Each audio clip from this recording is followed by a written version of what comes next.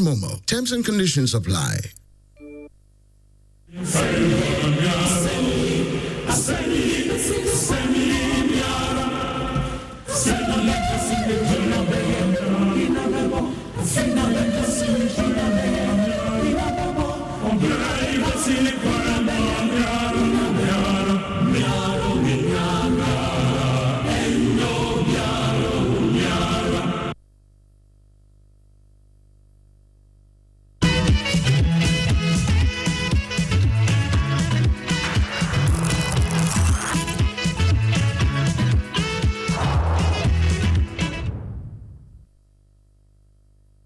It has been said that, quote, democracy is the worst form of government except for all the others, unquote. We in Ghana should know, for we have tried virtually all the others. Free and fair, we've had constitutional regimes without limitations placed on executive power. We've had rule by law without rule of law. And we have lived under a number of military dictatorships.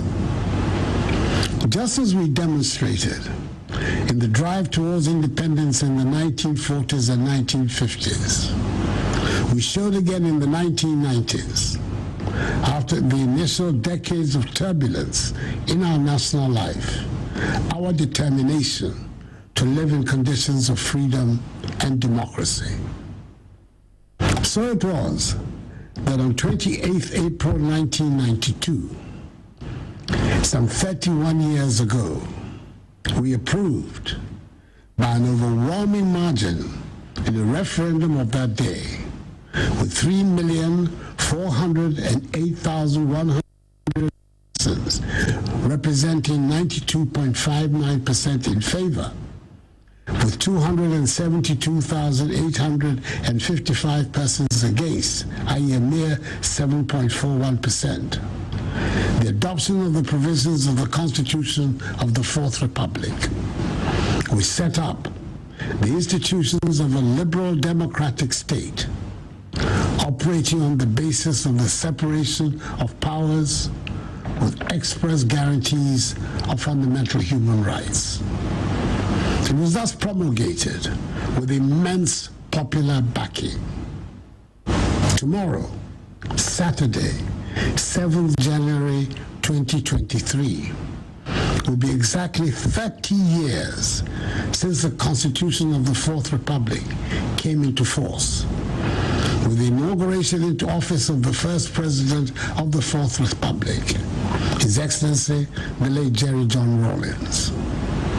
It has inspired the longest period of stable constitutional governance in our history, with the consensus emerging strongly that the democratic form of governance is preferable and the benefits are showing. Hence the decision to celebrate 7th January as Constitution Day. Our country is considered a beacon of democracy and stability in Africa, where respect for the principles of democratic accountability, human rights, and the rule of law have enabled us to oversee 8 presidential elections in the Fourth Republic, with 5 presidential transitions and 3 peaceful transfers of power through the ballot box from one party to another. We have every right to be proud of this record, and the celebration of the 30th anniversary of the Fourth Republic should inspire us even further to hold on to this status. Fellow Ghanaians, I acknowledge that the strength of any democracy is very much determined by the credibility of its electoral process and respect for the will of the people. We cannot overlook the fact that instability has followed disputed elections in many parts of the African continent. That is why we in Ghana must continue to urge the Electoral Commission to work to ensure that all stakeholders in the electoral process, that is the citizenry, civil society, political parties, do not have lingering genuine questions about the legitimacy of an election. On the two occasions in which disputes have arisen over the results of presidential elections, happily, it was in the court and not on the streets that the issues were satisfactorily resolved.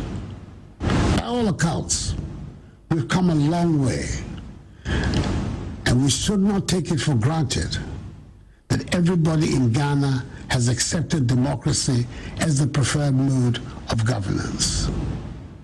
There are those who would rather have authoritarian rule because they claim our country is underdeveloped and democracy is cumbersome, and we need to get things done in a hurry. We still have some work to do to convince such people that we are all safer under democracies.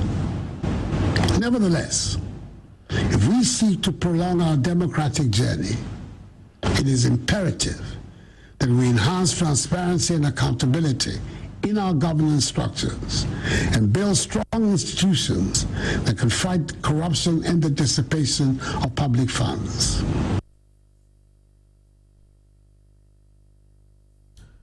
Welcome to our special, very special quarterly edition of Newsfile, Joy Change Speakers Series 4. Our 6 distinguished guests, Honorable Inusa Fuseni, Bridget Jubanuku, Professor Bafo Ajumandia, Oliver Baka Vomawo, Ace Anan Ankoma, and Caitlin Ade, will spend 15 to 20 minutes each making a case for review of the Constitution or otherwise. And then they will take questions from you. We will ask some of the questions. And when I say we, I mean myself and my co-host, Mame Abna Mensa Bonsu. She holds a BA in Theatre Arts and Spanish and an LLB, both with first-class honors from the University of Ghana. She completed the Bachelor of Civil Law with distinction at the University of Oxford, UK in 2014 until 2017 when she began her DPhil, also at the University of Oxford.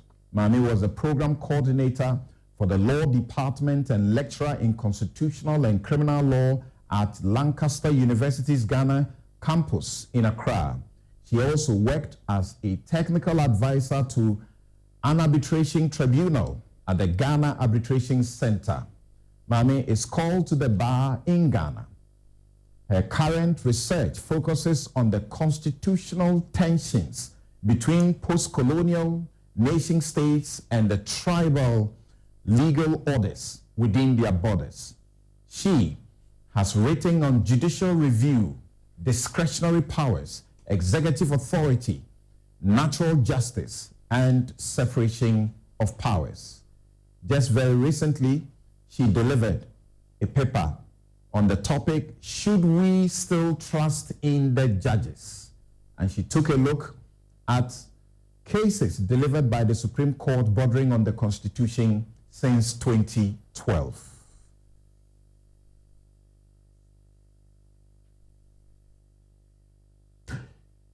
We are very privileged and thrilled to have you, Mami, join us to do this for Mother Ghana. Welcome. Good morning. Thank you for having me. It is an honor, really.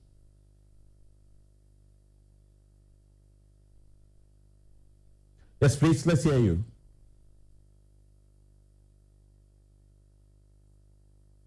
Please go on.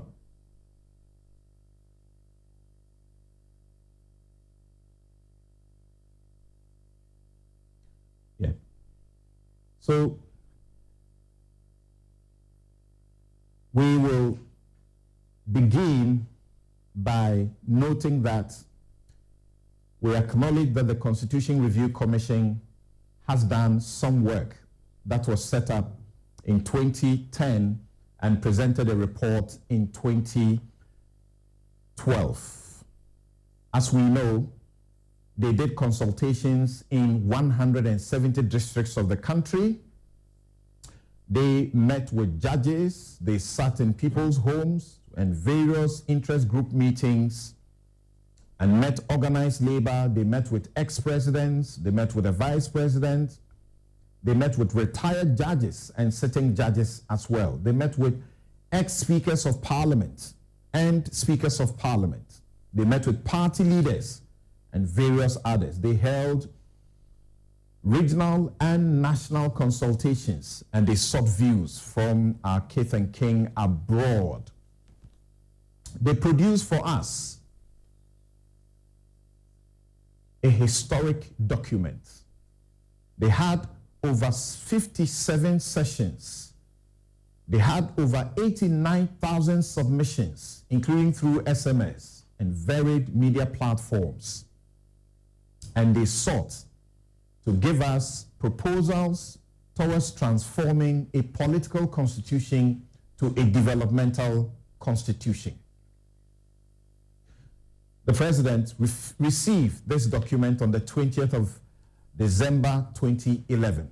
The report contains the will, dreams, hopes, and aspirations of the people for what should be their new Ghana.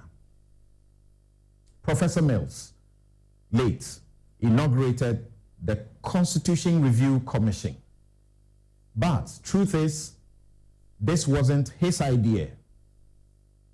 He takes the credit for showing he had a listening ear and decided to take care of a major concern earlier expressed variously by many. The CRC acknowledges this when it says its establishment, quote, was an outcome of many fervent calls by Ghanaians to fine-tune the constitution in order to advance the key democratic gains made since the return to constitutional rule on the 7th of January 1993. But perhaps the African Peer Review Mechanism, APRM, might be rightly credited with being the body that was first to present a formal document in 2005 outlining the many shortfalls in the Constitution needing change. Of course, the concerns were obvious. In fact, Parliament had a hand. President John Kufuor committed himself to the process in an AU meeting in Khartoum in 2007. Today, the MP for Swami, Majority Leader and Minister for Parliamentary Affairs, Oseiche Mensah Bonsu, is leading a committee from diverse backgrounds to revisit the subject of review, using the CRC report as a source document. On July 12, 2022, at a public lecture at KNUST, he delivered a paper on the theme, Constitutional Review, the Perspectives of a Legislator.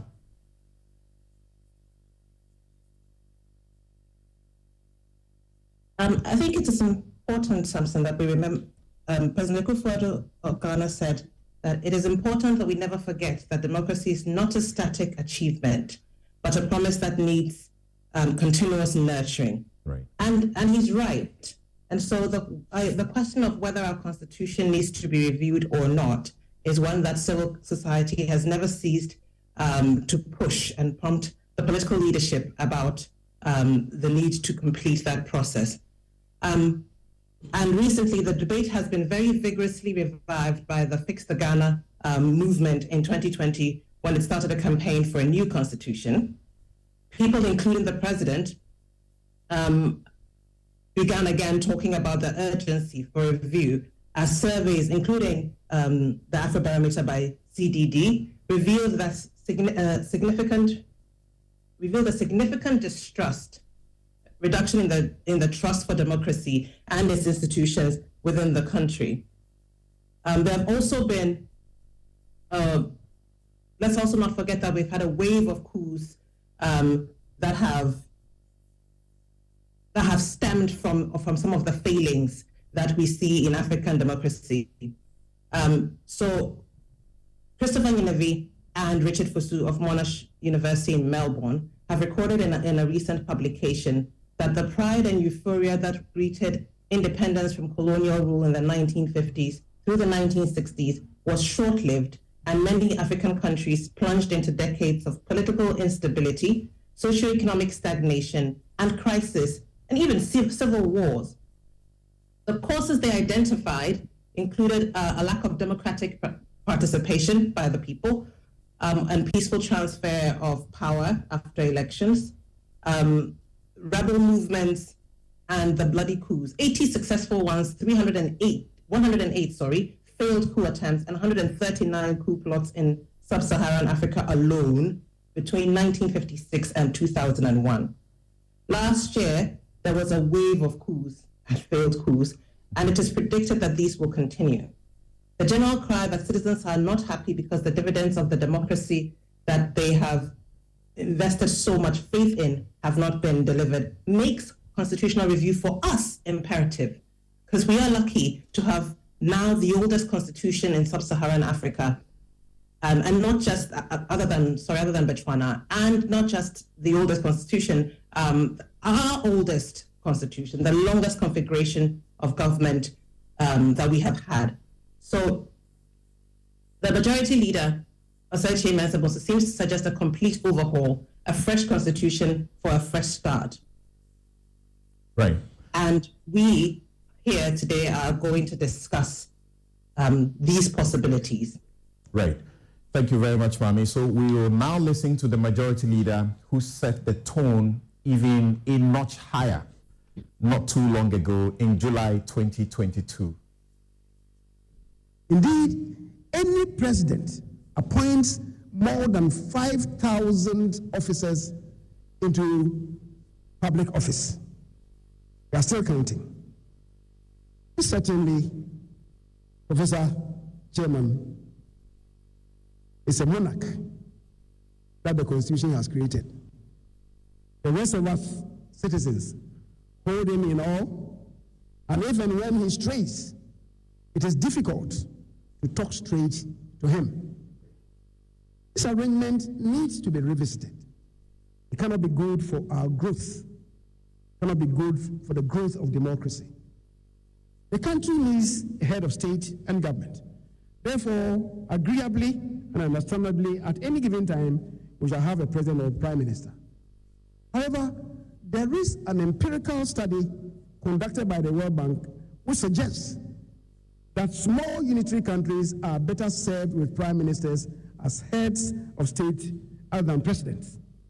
A president has the whole country as his constituency, whereas a prime minister operates from his or her own small cell. When the parliamentary leader wins and his party wins majority of seats in parliament, he becomes the prime minister. His campaign purse is small as compared to the president's campaign wardrobe. Of late, electioneering campaign funds of contestants at every level of political arrangements has been escalating. The campaign funds of parliamentary candidates from primaries to national elections is averaging $600,000. $600,000. That is according to the research conducted by CDD in respect of the events culminating in the 2020 elections. $600,000. If we are converting it to cedis now, it will be 4.8 million Ghana cedis to elect a member of parliament into office. Now, if you elect such a person into office, he or she is not a Father Christmas. You make him a minister. What do you think will happen? And as a nation, we turn around, we say we want to combat corruption. How do you combat corruption when we do this to ourselves? Mr. Chairman, that amount is huge. We are yet to begin the counting of notes in the lead up to the 2024 elections. The campaign purse of a presidential candidate from party primaries to the national elections by any proper reckoning and accounting cannot be less than the equivalent of 50 million United States dollars.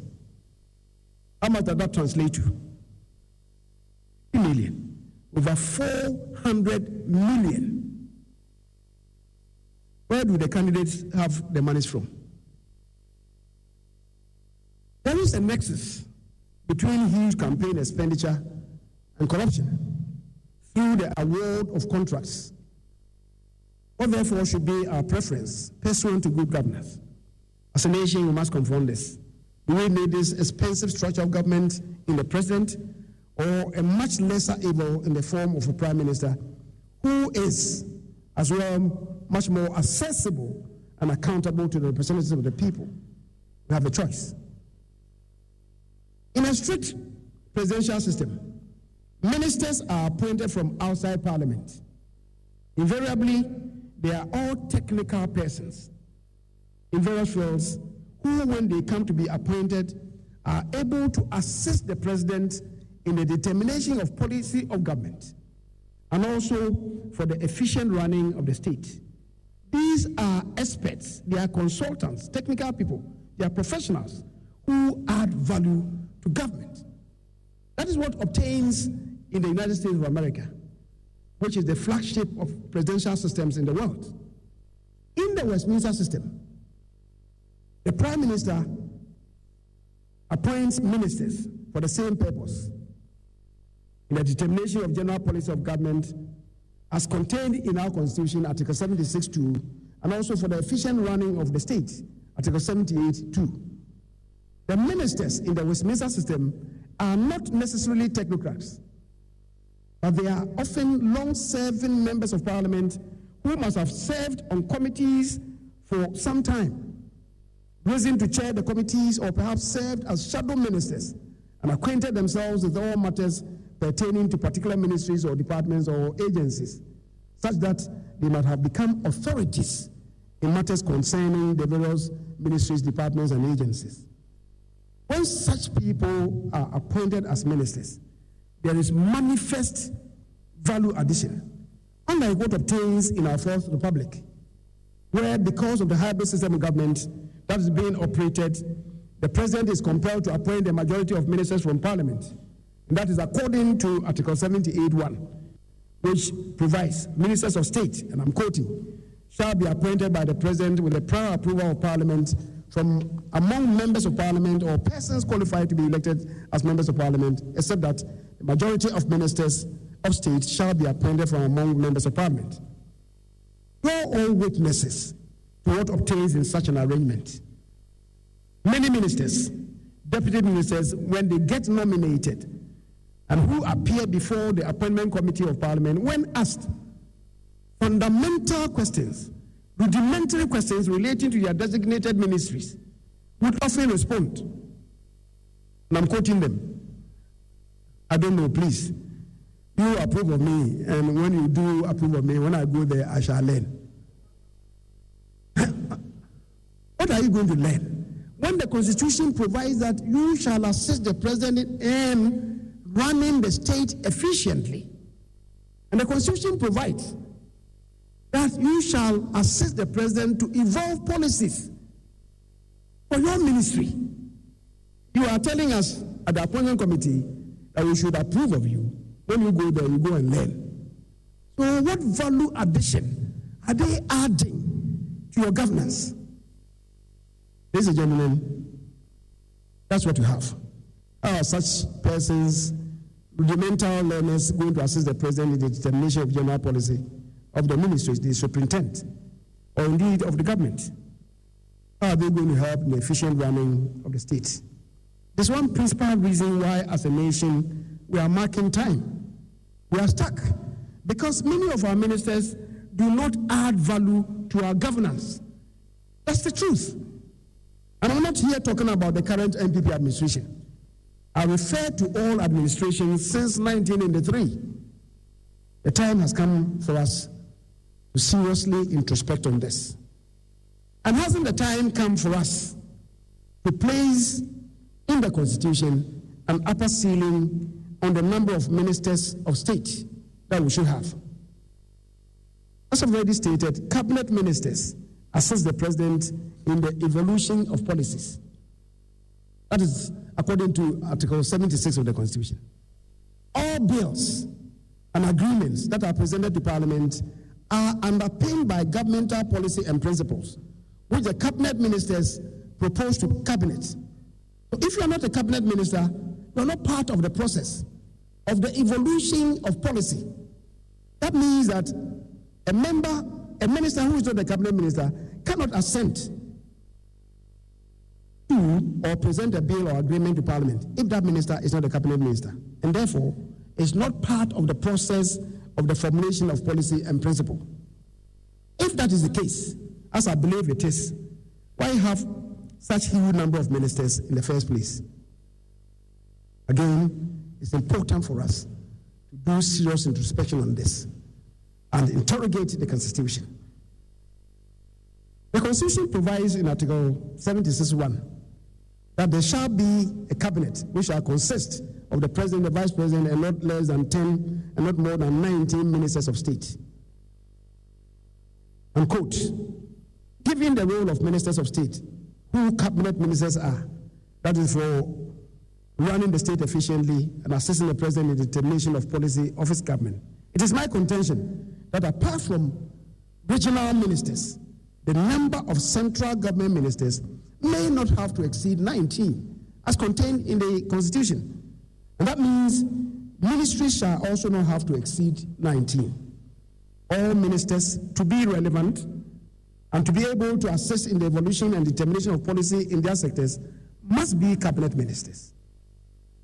The excess numbers must be cut off, and that will significantly reduce public expenditure. For the avoidance of doubt, the Constitution must provide for that.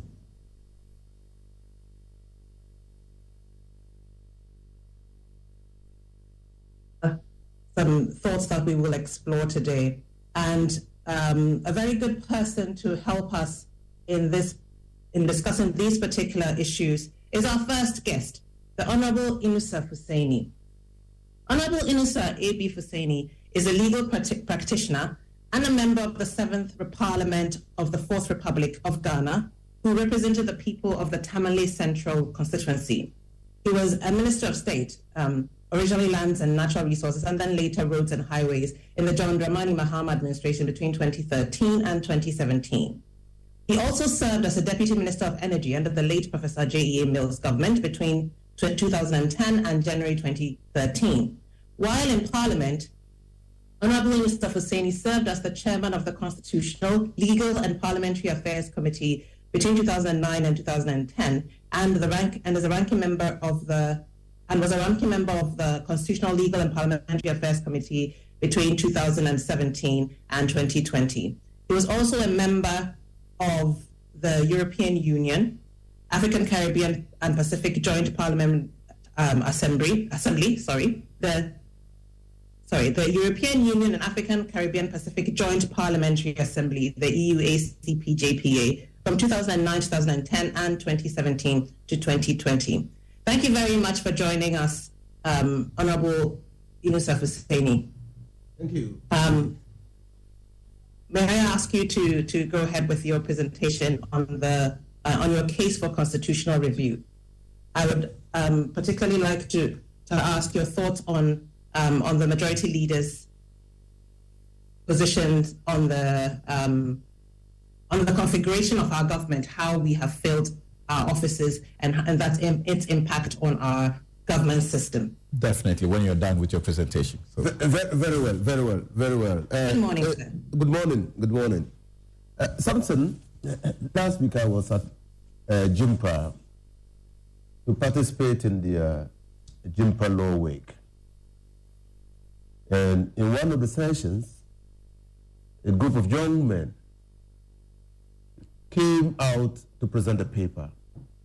They bemoaned the lack of inclusiveness or the assumption that only people of a certain age can aspire to be president.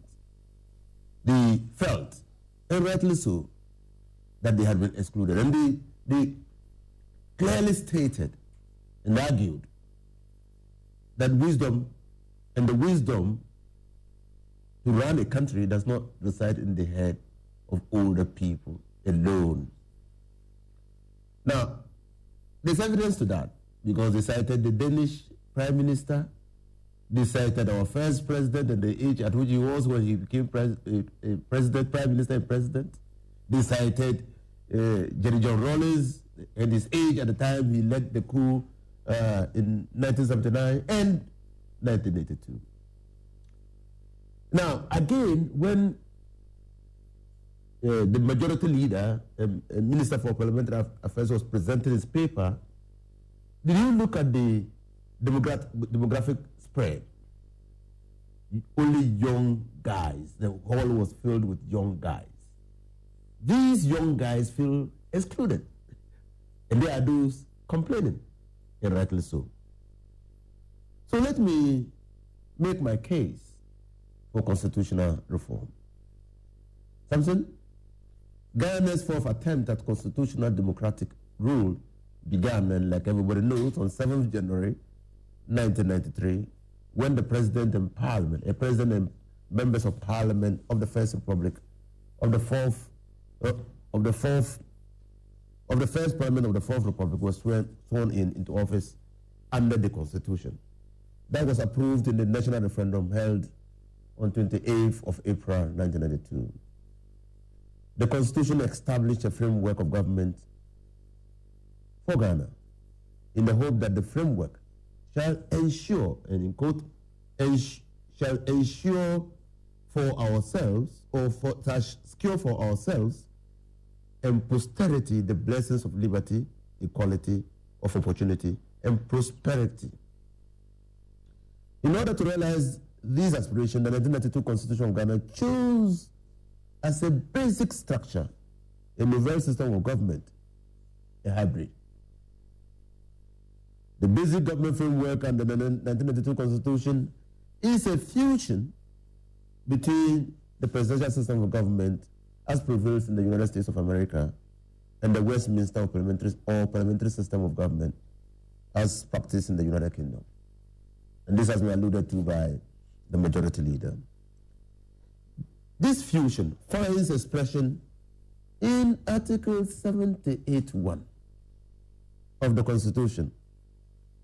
Article 78(1) allows the President, in exercise of his executive authority under Article 58 of the Constitution, to choose ministers of state from among members of Parliament, in quote.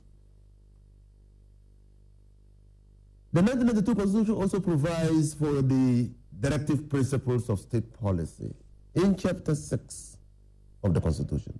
These principles have been said to be guiding principles to guide, quote, to guide all citizens, Parliament, the President, the Judiciary, the Council of State, the Cabinet, political parties, and other bodies and persons in applying and interpreting this Constitution or any other law, and in taking or implementing policy decisions for the establishment of a just and free society.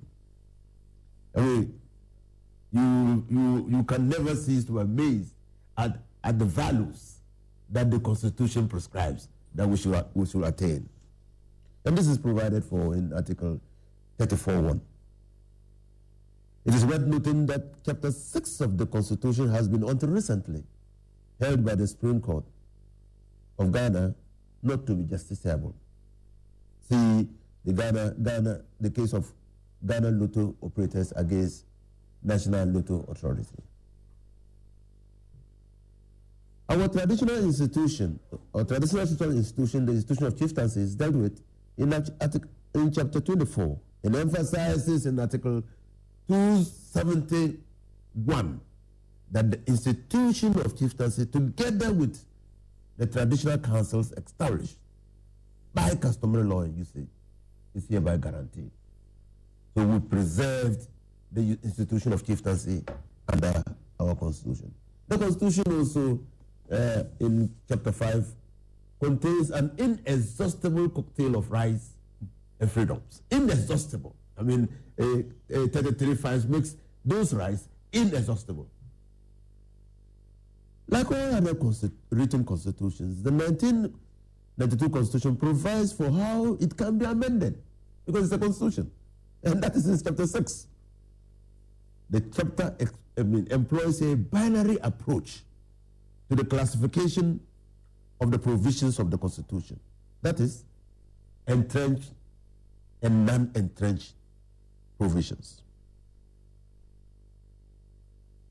And has prescribed amendment procedures for the different categories, flexible and/or rigid.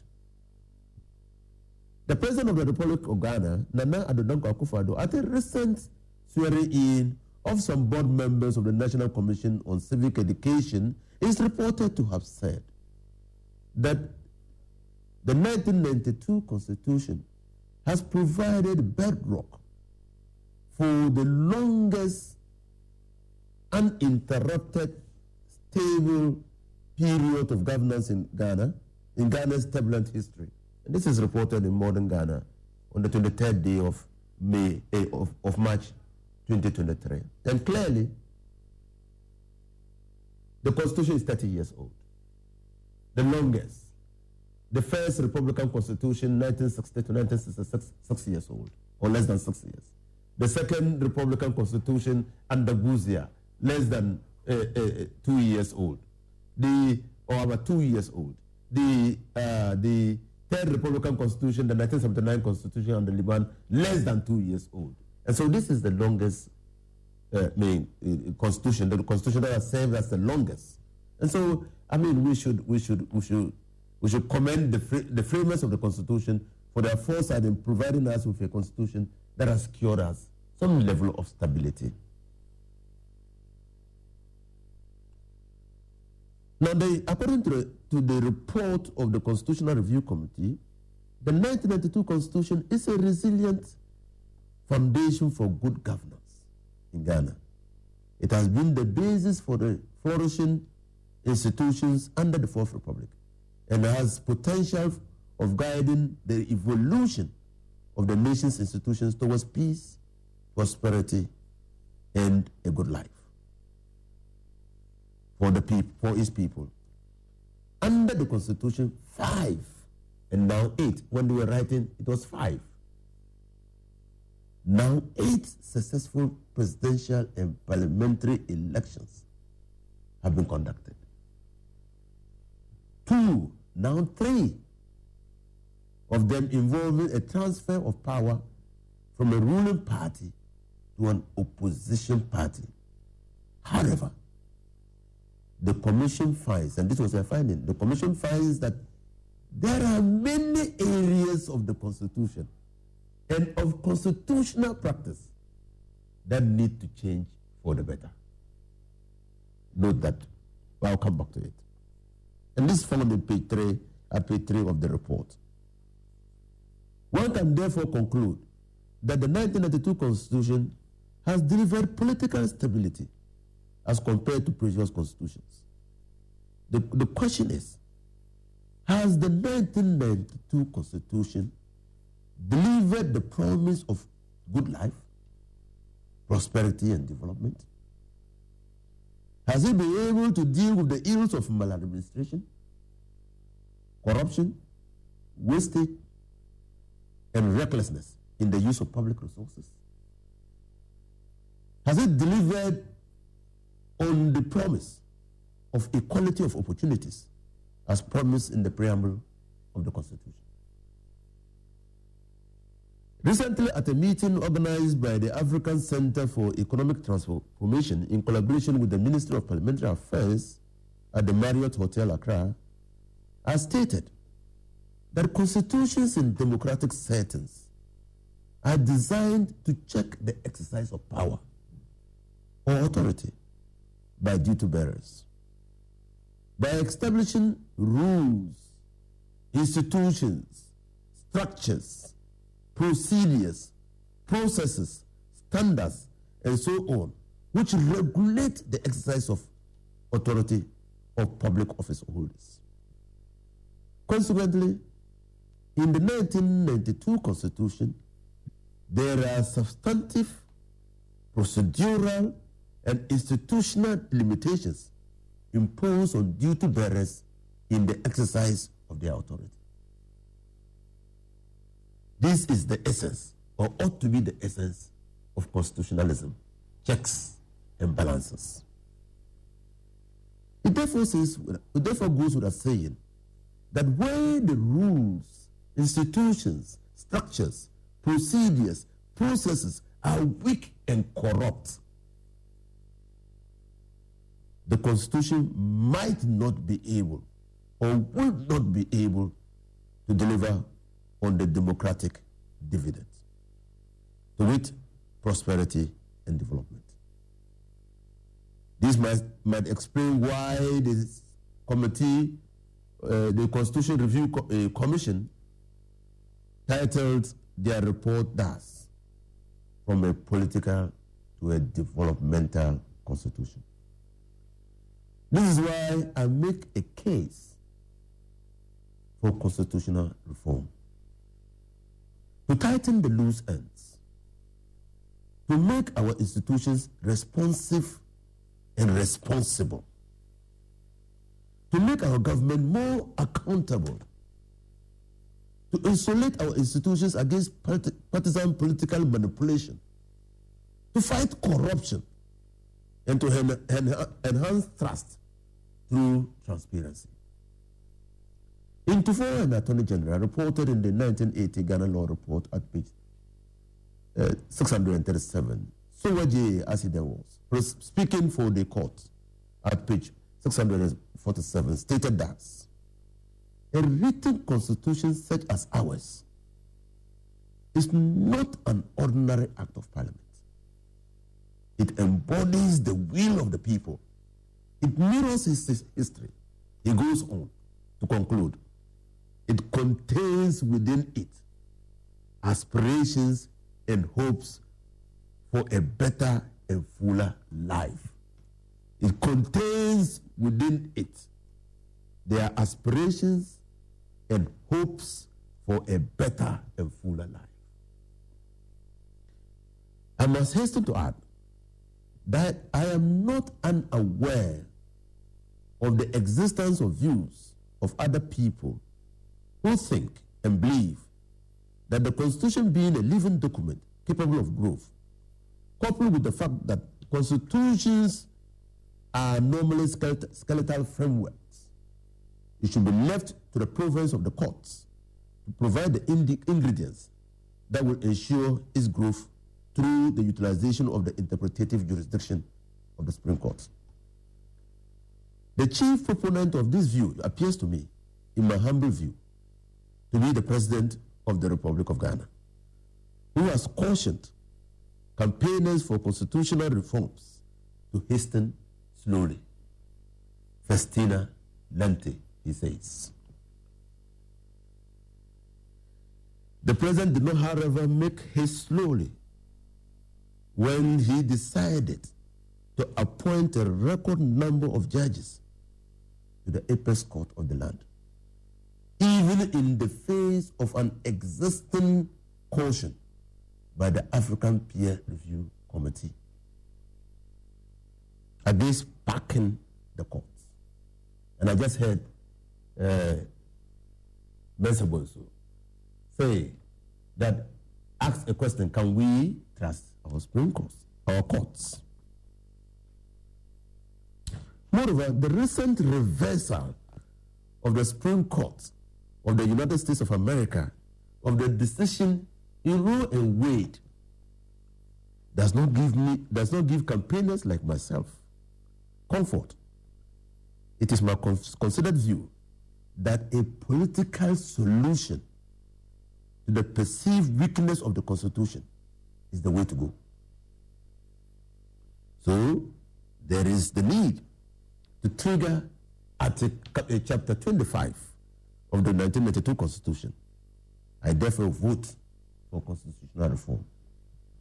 To conclude, my people in Dabong, the Dabombes, have a saying which loosely translates thus: the fact that you cannot do all, you cannot accomplish all, should not prevent you, should not stop you from doing some, from accomplishing some.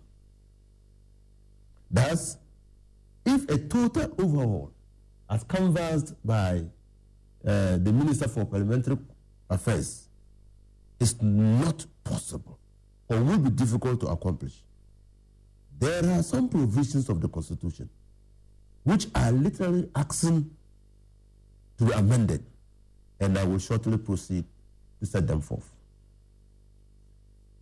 Article 43 of the Constitution and 44 of the Constitution deal with the Electoral Commission.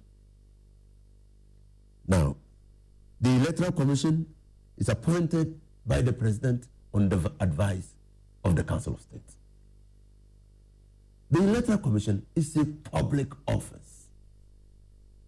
The appointment on the advice of the appointment of the President on the advice of the Council of State has resulted in trust deficits for the Electoral Commission.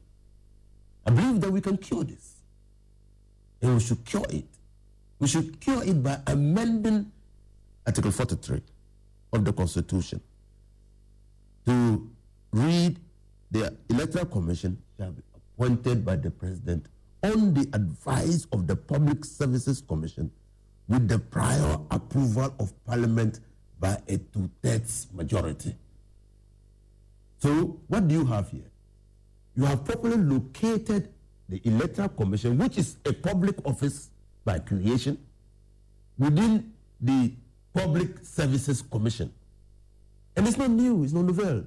When Kenya was confronted with the situation of an Electoral Commission they could trust, they gave that responsibility to the Public Services Commission, who caused publications to be made, adverts to be made, inviting applications for the post of an Electoral Commission of Kenya. And interviews were conducted.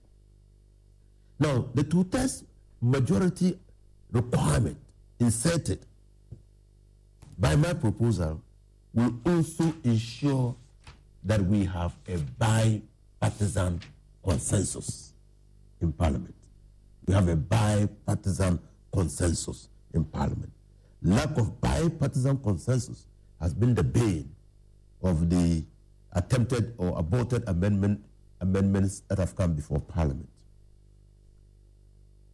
The Article 44 of the Constitution, which is also on the Electoral Commission, just puts the commissioner and the deputy on terms, similar to a judge of the Court of Appeal. Similar to the judge of the Court of Appeal. And so, I propose that there should be a term limit for the Electoral Commission. Now, for the amendment of the Electoral Commission to be a public office, you can look at Article 70 as well. If Article 70, because Article 70 establishes public offices, you can amend the Electoral Commission. It establishes the Council of State. You can amend the Council of State to read Public Services Commission. Instead of the President appointing on the advice of the Council of State, the President should appoint on the advice of the Public Services Commission. And the Public Services Commission will institute procedures. Now, appointment of justices to the Supreme Court. Fortunately, Article 1281 of the Constitution is not an entrenched provision. It's not an entrenched provision. And so, my recommendation is to put a cap on the number of appointments a president can make to the Supreme Court at any given time. And I think that cap should be between 12 and 15. Now, it appears to me that Articles 142 to 144 on the regional tribunals should be deleted because it has fallen into disuse. We don't have regional tribunals. Meanwhile, it is in our Constitution. Now, I'm just wrapping up. Now, we have Article 78(1), which deals with appointment by the president from among members of parliament a majority of which must come from parliament. My view is that should be amended. And that should be amended to exclude appointment from members of parliament by the president of members of parliament to be ministers of state. And there should be a cap on the number of ministers the president can appoint. And that is Article 78(2) ought to be amended. Article 71 should be deleted in its entirety because it appears to me to conflict, to be inconsistent, not conflict, to be inconsistent with Article 17 of the Constitution, which deals with non-discrimination. Both officers under Article 71 and are public officers. All officers under Article 71 are public officers. And so there should not be discrimination between Article 71 office holders and all other office holders. So I think that the Independent Emolument Committee, as recommended by the Constitution Review Committee, should be looked at and substituted for the arrangement in Article 71. Okay. And lastly, all heads of independent constitutional bodies should be appointed through a process put in place by the Public Services Commission with prior approval of 2/3 majority from Parliament. So thank you so very much. Thank you very much, Honorable Fuseni. You have made some really interesting points, and I wish we had all the time in the world to delve into some of them. You're right. But I'm going to ask a question about your Article 43 recommendation, because I also agree that there's a lot that there's a lot of power that we pile into the president that creates opportunities for undue inflation, I suppose, of the president, of the executive powers. But you recommend that the electoral commissioner and his deputy should be appointed by the Public Services Commission. And the idea is to take away from the president the power to set up this important body that we must trust. But my problem with the Public Services Commission being the appointing authority or the nominating authority is that the Public Service Commission is under Article 70 completely appointed by the president. All of its members are appointed by the president. So you end up with a situation where you are given with one hand and taking with the other, really.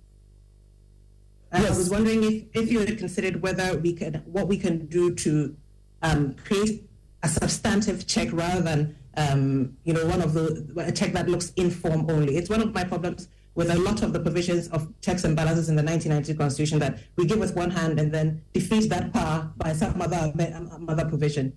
So when that power is given to the Public Services Commission, then the Public Services Commission must then produce a guidelines for the exercise of that power.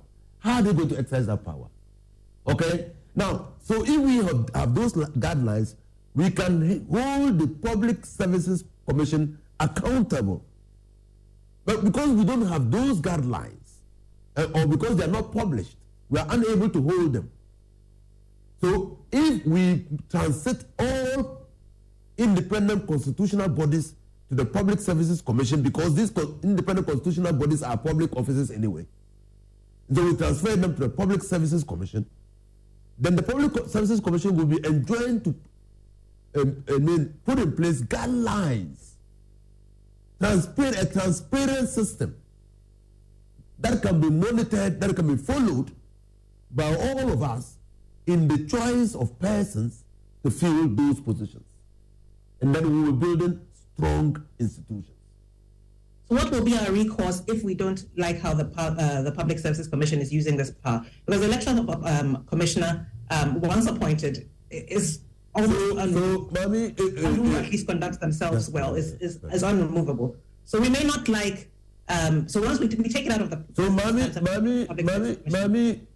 Doctor, what it means is simply that when those processes are published, and then the Public Services Commission violates or contravenes its very processes of appointing somebody to any of the positions so advertised or so listed, if the constitutional amendment goes through, then we have recourse to resort to the courts.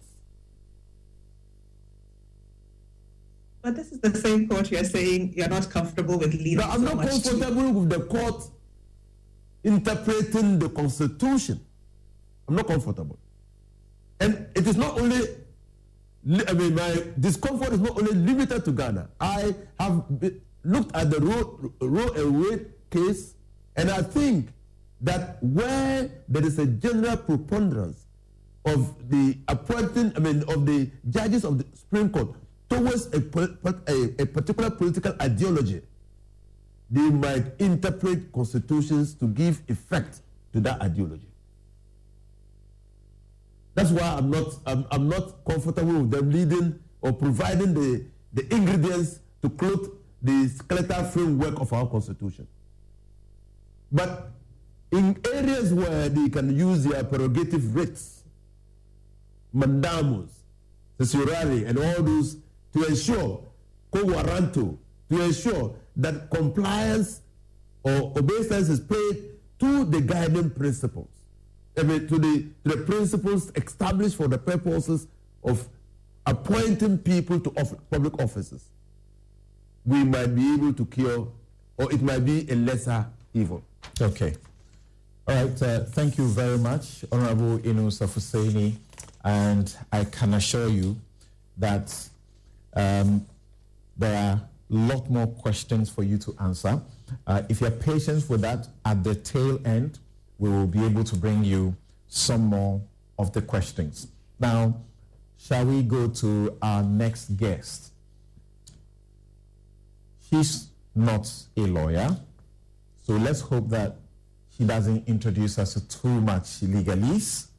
Bridget Jogbamuku is the founder, executive director of Mentoring Women Ghana, an organization born from her belief that women in leadership make economic and developmental sense. For 12 years, she was the first general manager of Aviation Social Center, a fitness and recreational center in Accra, where she introduced various innovative fitness programs and events into this niche industry in Ghana.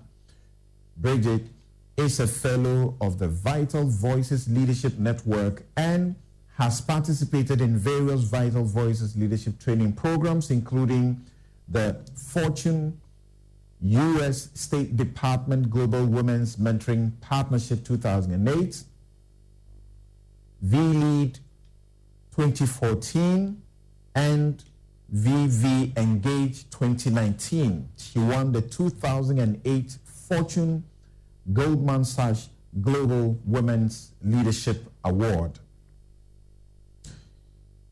Bridget ran for political office as the running mate, vice presidential candidate to the flag bearer of the Progressive People's Party in Ghana's 2016 general elections as presidential candidate in Ghana's general election, and she was the presidential candidate substantive in the 2020 elections. You must have heard her before, and she believes that a lot has to change in the Constitution. Bridget, thank you very much. Let's hear you in the next 15 to 20 minutes, and then we'll ask our questions.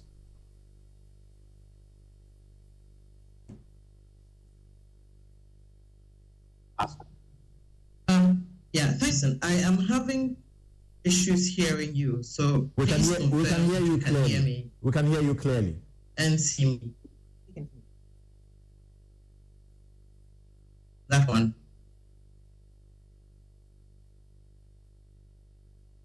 Oh. I can't hear you at all, but I'm going to assume that I can be heard and be seen. And I would like to say thank you very much for this opportunity to join you once again on the Joint Change Speaker Series, and once again to touch on the subject of the need for a constitutional review, which is gradually gaining traction and relevance in our country. I thank you for acknowledging that this message that my party, the Progressive People's Party, has harped on in the last 10 years of its existence. Indeed, it's been in existence for 10 years. And the message for the need of constitutional amendment has started to hit home and resound with many of us Ghanaians. I would like to mention that my delivery this morning is a collaborative effort of many of the members of the Progressive People's Party over the years. The ideals with which I identified and therefore chose to join as a vice presidential candidate in 2016. Indeed, portions of this delivery have been presented at a recent IEA program. It is worth mentioning that no other political party in Ghana has remained so resolute, committed, consistent, and vocal on the subject matter of the constitutional review in Ghana as we have. We made representations to the Constitutional Review Commission, Constitutional Review Implementation Committee, the Presidency, Parliament, and the Council of State on these matters. It would therefore seem that successive elected governments have demonstrated a clear and present lack of political will to make necessary changes to our 1992 Constitution. Until now, that I can see, the majority leader was just talking about it. The president said something to the effect in the clip that she showed. But as someone from one of the major parties said to preside over their own demise, this is how the two major parties, or the parties that have been in government, have thought about it, that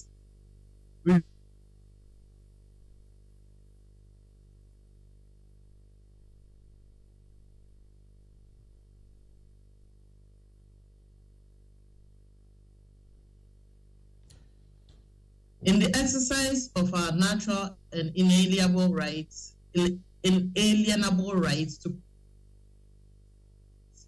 which shall secure for ourselves and posterity the blessing of liberty, stress mind, equality of opportunity and prosperity, in the spirit of friendship and peace with all peoples of the world, and in solemn declaration and affirmation of our commitment to freedom, justice, probity, and accountability.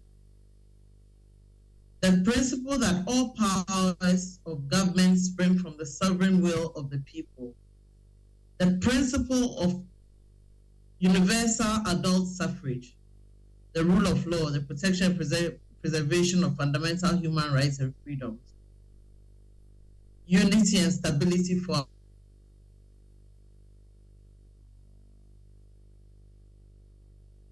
clearly, the essential elements which constitute our aspirations from the preamble include blessings of liberty, equal opportunity, prosperity for the people, freedom and justice, probity and accountability, universal adult suffrage, and the stability of our great nation.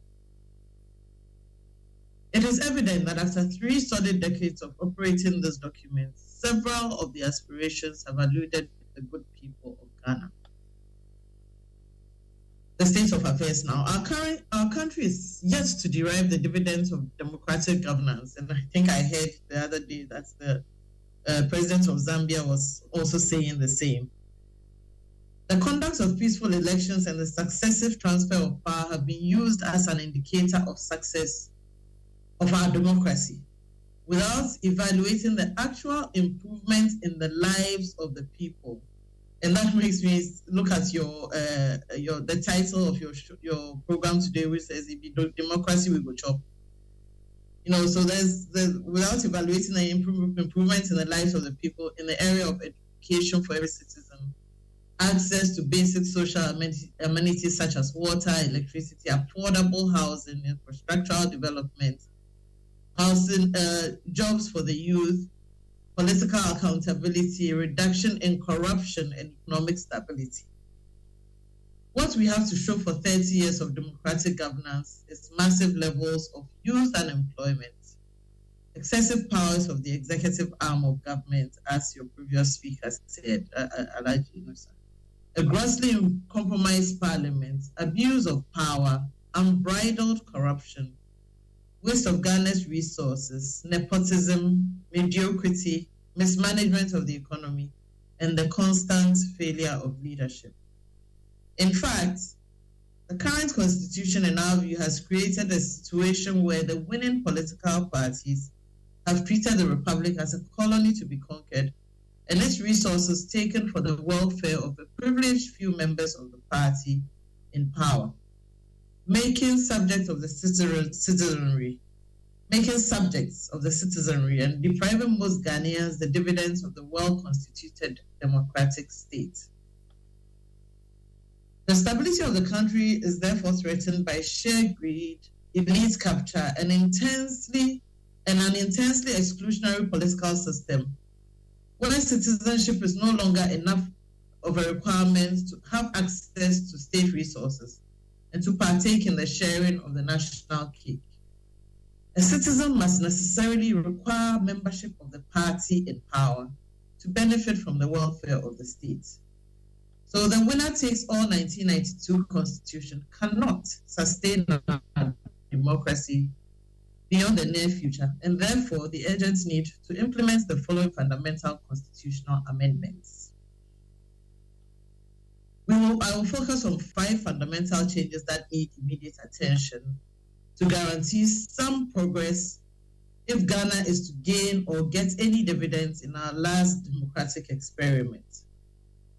For us in the PPP, we are choosing the 5 areas, not necessarily for a complete review of a 1,000-page document, although we agree that there are many other areas that need amendments, and the previous speaker mentioned a few of those.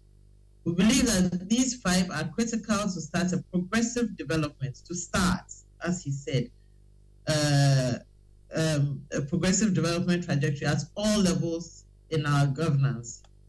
These include 1, returning power to the people for all Ghanaians to directly elect their district, municipal, and metropolitan chief executives without any interference of their operations from the president, and cancelling government appointees to the district assemblies.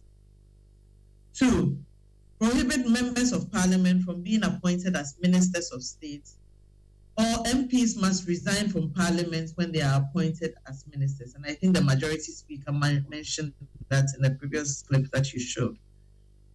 3, strengthen the office of the Attorney General by separating it from the Ministry of Justice. 4, introduce a public declaration assets regime. And your previous speaker and I have been in a forum where we've actually spoken about that before. And 5, clarify the eligibility of Ghanaians in the diaspora to hold public office. Let's talk first about number 1, MMDCs. It will be superfluous to recount the benefits of electing directly and by universal adult suffrage, municipal, and district chief executives, district assemblies. We would like to emphasize that the concept of government appointees should also be completely abolished. Government appointees to the district assembly, as with elected government.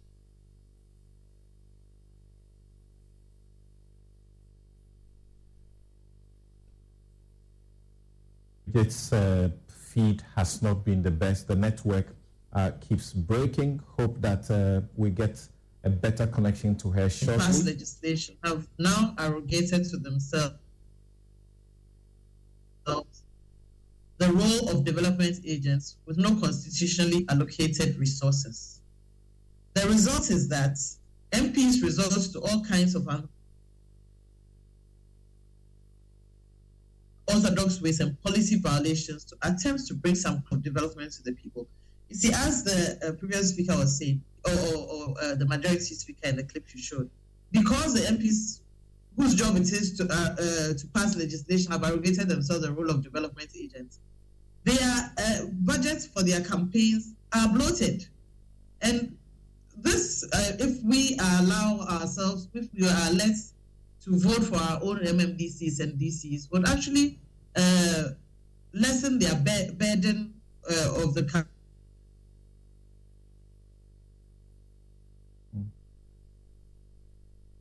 He's making some really far-reaching recommendations for far-reaching changes there. Of course, some of what he says coincide with what our previous speakers are saying. We're hoping that her network stabilizes. We're trying to reconnect with her on a connection that we suspect should be a lot more reliable. But as you say, as you heard there, she's selected, and this position, she says, is that of the Progressive People's Party, which she has been vice presidential candidate and also presidential candidate. Election of DC is important to them. Separation of the Attorney General, which has been a debate that has gone on for quite a while. Asset declaration regime, diaspora vote, clarity that is required. So please proceed with your presentation. Hello, Bridget. Did we lose her on the line? Okay, we just lost her, so we'll re-establish contact with her so she can complete her presentation. Remember, we have Professor Bafo Ajimandua, governance, person par excellence, to also make his delivery and take some questions from you and from us. We also have Ace Anan Ankoma. You have heard him write recently, amending the Constitution we deserve. All right. Thank you very much. I hope your line is better now. Please proceed. I hope you can hear me. Yes, we can. Did we lose her again? Okay, it does appear we lost her again. So this is News File. It is your special edition, and this is your Joy Change Speakers Forum, and this is 4th edition. We are focusing on Constitution review on the 30th anniversary of the Constitution of Ghana. Please, let's hear you continue with your presentation. That would be me, Samson, I believe. Yes, please go ahead. Okay.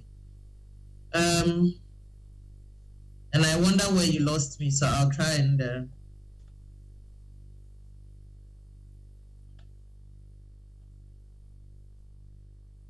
So, I was talking about the voting of the MMDCs and the fact that the MPs arrogate the role of development agents themselves. But the office of the chief executive has instead become a trophy to be won and hijacked by elected political parties to reward party members who could neither become MPs nor ministers of state. Interestingly, while the MMDC elections are supposedly not partisan, we have seen general secretaries of ruling parties traveling around the country to conduct a so-called vetting of applicants mostly foot soldiers who have applied to become MMDCs. The political party has become a substitute for the established Public Services Commission, as your previous speaker said, for the vetting and appointment of candidates to occupy public office. And this is happening because we have a winner-takes-all executive, which must ensure that all MMDCs are party members who deserve the position and indeed will toe the line of the party. The devolution of power and the election of the district chief executive remains a democratic deficit and a major impediment to the development of the various smaller units that constitute Ghana. Elected officials will demand their resources allocated by the Constitution through the District Assembly Common Fund without fear or favor, and will receive them promptly for local development. Currently, the center, which is the government, solely determines whether the assemblies need machetes or Wellington boots, for example, and choose to use part of their allocated budget to procure these items to be sent to the district. Most often than not, these items are useless to the assemblies who cannot complain for fear of removal. The appointed authority has effectively denied them the funds the districts actually need. A DCE can demand and possibly, an elected DCE can demand and possibly sue the central government to demand full payment of the allocated funds when the DCE is accountable to his electorate, and knows he will be voted out if he doesn't act. Elections of MMDCs will ensure local accountability, elimination of corruption, and rapid development. Indeed, if citizens can elect the president, who is almost far removed from them in Accra, and members of parliament, they should be credited with the wisdom to decide who governs them at the local level. A couple of years ago, there was a supposed attempt to do this. However, it would seem that there was no real political will, else the necessary amendments would have happened without the national drama we witnessed, which led to the suspension of the well-publicized referendum. It was suspended apparently because there was no consensus according to an official statement. But how else could we have ensured whether there was consensus without allowing the people to vote on that question? Whose consensus was sought? In our view, the question of the MMDCs, the question of whether MMDCs should be elected on partisan basis, which triggered the referendum, was not necessary at all. We can elect our chief executives tomorrow if Parliament decides that it is necessary, it is making the necessary amendments without going for a referendum today. All that we need to do now is for Parliament to amend the Articles 242D, which deals with the appointment of the 1/3 of Assembly members, and Articles 2431 and 2433, which deals with the appointment and disappointment, if you like, of the chief executive. These are non-entrenched provisions in the Constitution. Both the NDC and NPP are very much aware, but both parties stand to benefit from appointing MMDCs to the detriment of the people. So they choose to go through a referendum to deny Ghanaians their rights. As I said, someone said to me, no one wants to preside over their own demise, indeed.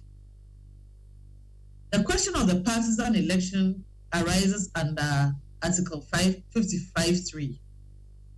This article does not in any way deal with whether an MMDC can be elected or appointed. It only prohibits political parties from participating in district-level elections. So it's our view that we can start electing MMDCs now and allow the process to run for some time. Then we can look at whether political parties should be allowed to participate or not in the future.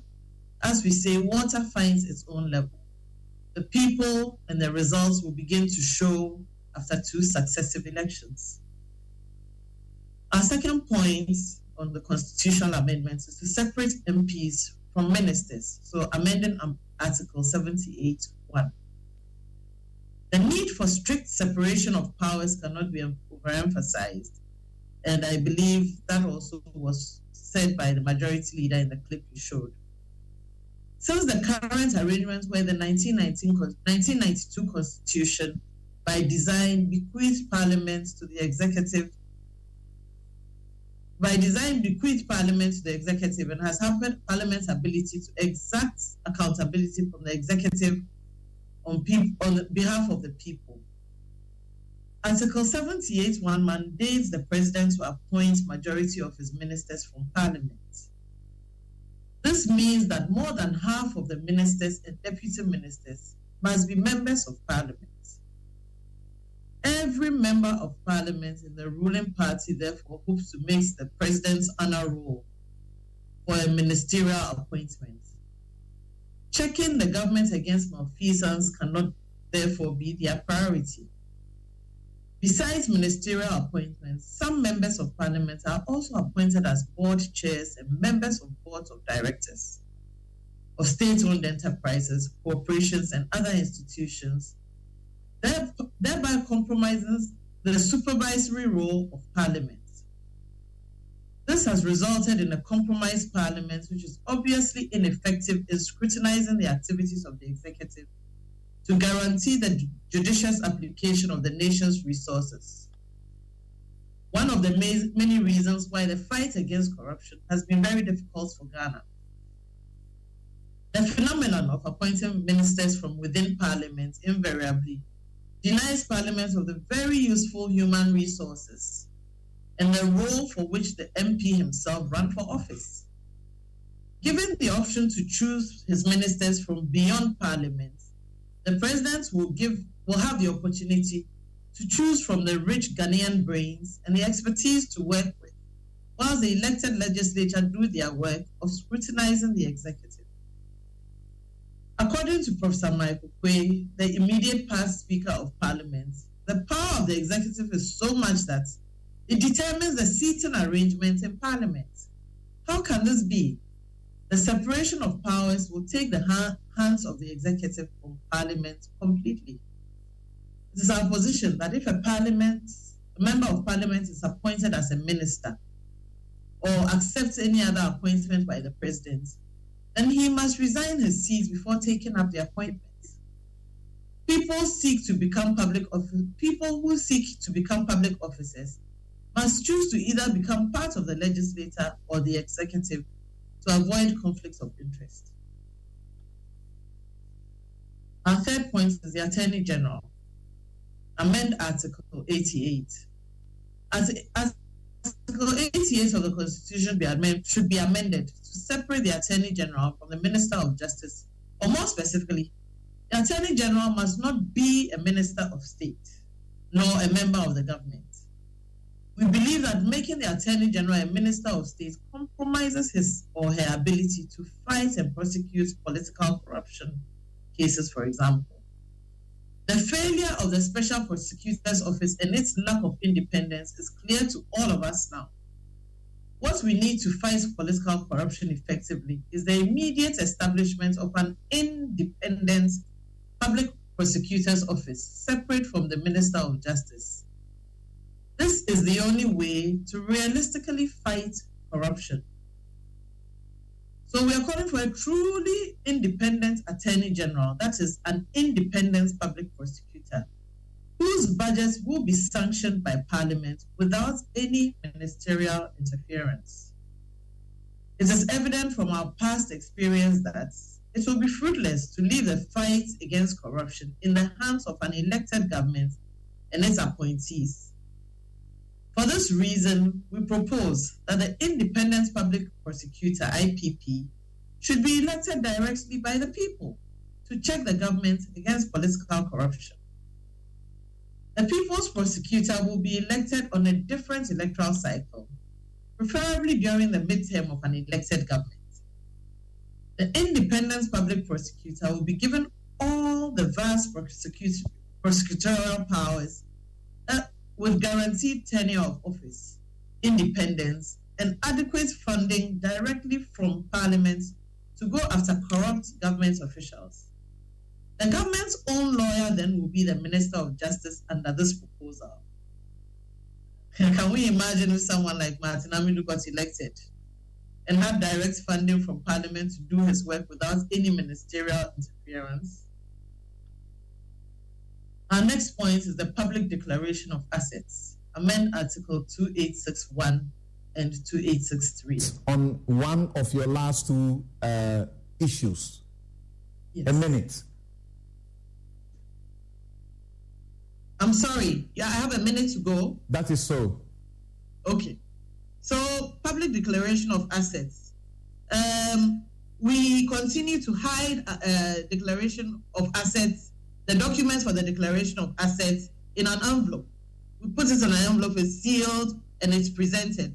We are saying that every public official, anybody who is appointed into public office, must openly declare their assets. It must be published, and the public must have access to it, so that we know how their assets are. We can compare when they are out of office or when they are going out of office. The last point is Ghanaians in the diaspora. We have many Ghanaians in the diaspora who are contributing to our economy on a very large scale. We have many Ghanaians in the diaspora who are skilled, who are experienced, who have brains, and we must amend Article 94 to or clarify it so that they can vote. We must not make people, we must give our Ghanaians in the diaspora citizenship over their dual citizenship. All right. The fact that they are dual citizens cannot make does not make them unable to be full citizens. All right. Thank you. Thank you. So thank you. We declared it on December 7, 2021. We declared it as a Fix the Constitution Day. It is Constitution Day. We are saying hashtag Fix the Constitution Day. Each 7th December 2021, let's go and see what else we can amend on this Constitution. As we say, it's a living document. Okay. And it must continue to be. Thank you so very much, Bridget Jugbanuku. And I'll invite our guest, if you can, time yourself, so that at least when you are at the 15th minute, you would know how to end. So I reserve my questioning. I suppose Mame may have one or two things, but not a question. Mame, you want to make a brief comment before we proceed to take a break and then bring our other guest? Yes, I do. I think some of the points that the PPP through Brigitte raises are very valid, and it seems that we are all agreed on the overlap between the legislature and the executive. And as far back as President Kufuor's time, even President Kufuor himself complained that it makes them inefficient ministers, but also makes them inefficient MPs. And so while the committee meant well with this hybrid system, my position has always been that it has left us with the worst of both worlds. We don't have the benefits of the presidential system because we don't have the friction that is required between the executive and the legislature to make them checks onto each other. But we also don't have the collaboration between, we don't have the accountability that the parliamentary system gives because they collaborate so much that you hold everybody responsible for any failure in the government. So we've ended up with the worst of both worlds.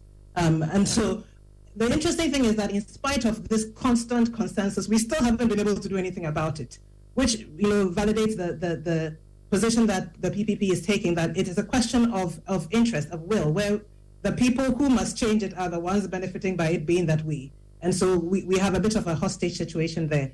I'd like to finally comment before we go for the break on the idea of an independent public prosecutor, which I think that we all realize that there's a gap there. The problem I find is that we are constantly suggesting new institutions.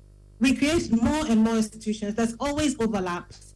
And the problem is not the existence of an institution, it is the structure of the institution. As Honorable Fuseni was saying, weak, corrupt institutions will do nothing. We can set up 80 of them.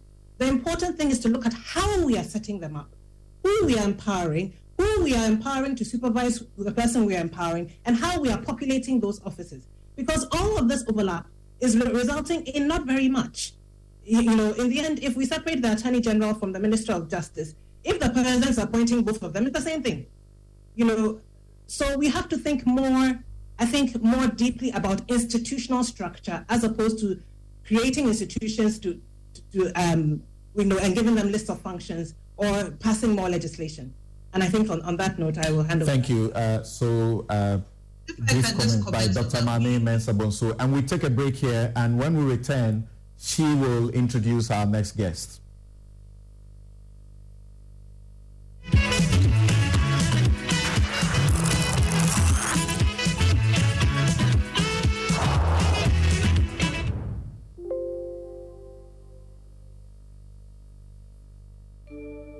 Fly Qatar Airways, the world's best airline, and enjoy added convenience, safety, and flexibility of online bookings and mobile wallet payments. Enjoy 100% bonus avios. Simply join Privilege Club now and use QR Pay to book. Book today at www.qatarairways.com. Qatar Airways, going places together. The Ghana Federation of Forest and Farm Producers is organizing its third National Dialogue Series under the theme Smallholder Producer Organization, Access to Finance, Market Linkages and Social Protection, Key to Delivering Sustainable Climate Resilience and Green Recovery. Date is Wednesday, the 5th of April, 2023 at the Fiesta Royal Hotel. There will be a dialogue series to promote FFPO's influence on policy access to finance, markets and building climate resilient communities. This message is brought to you by the Ghana Federation of Forest and Farm Producers with support from the Forest and Farm Facility being implemented by the United Nations Food and Agriculture Organization and its global partners including the International Union for Conservation of Nature, the International Institute for Environment and Development and AgriCord. See you there. Millennium Insurance has enhanced its motor insurance policy cover to make life more comfortable for you. Millennium Insurance will ensure that your broken down vehicle is towed to a safe place within 1 hour of call and 30 kilometers radius from the place of breakdown. Contact us now on 0501 394 997 or 0501 285 821 or 0501 285 821. Millennium Insurance, your trustworthy partner. Oh, Charlie, close the window small. Your room be too bright, oh. Why, you be vampire where you know they like sunlight? Oh, my guy, my eyes. Behind the PC problem, in the sun problem, common light bulb stuff. This no matter. I beg go Robert and Sons. Oh, yeah. Then my chick to him, I know correct. Cry. Where Robert and Sons sort them out sharp. Now, so stylish frames in the wrong. We go Robert and Sons right in. No, I was sitting inside proper. For over 25 years, Robert & Sons continues to provide specialist eye care for both adults and children. Locate us at Adabraka, Adenta, Kumasi, Usudankwa, Tema, Weja, and East Legon. Call 050-151-9111. Robert & Sons, seeing is believing. My way insurance, my way,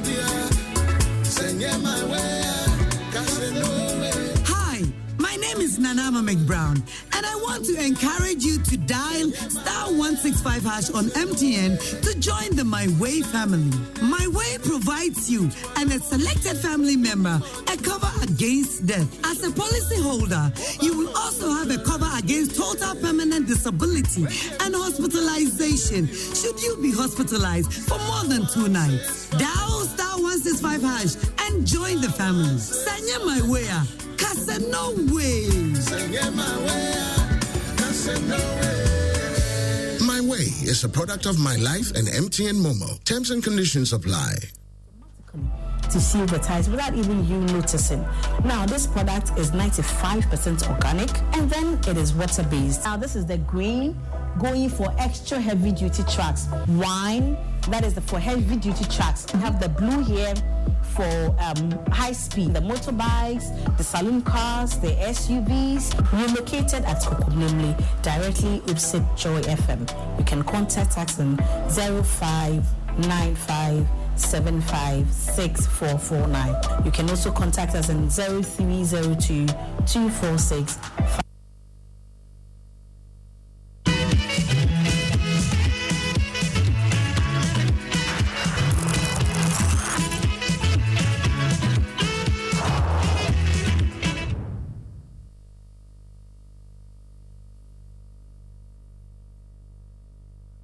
So you're welcome back. This is Newsfile, the most authoritative news analysis platform, and here on Newsfile we put Ghana first, and I'm privileged to be hosting this special edition together with Dr. Mame Abena-Mensah Bonsu, and our guests have been delivering. Now we invite you If you are driving past Joy FM, just stop and ask for a copy of the Constitution. You'll be handed one. If you are driving past Joy FM Kokomlemle, just stop and ask for a copy of the Constitution.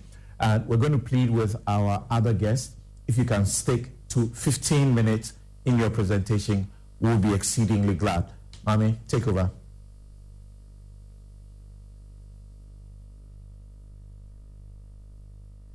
Please unmute your mic.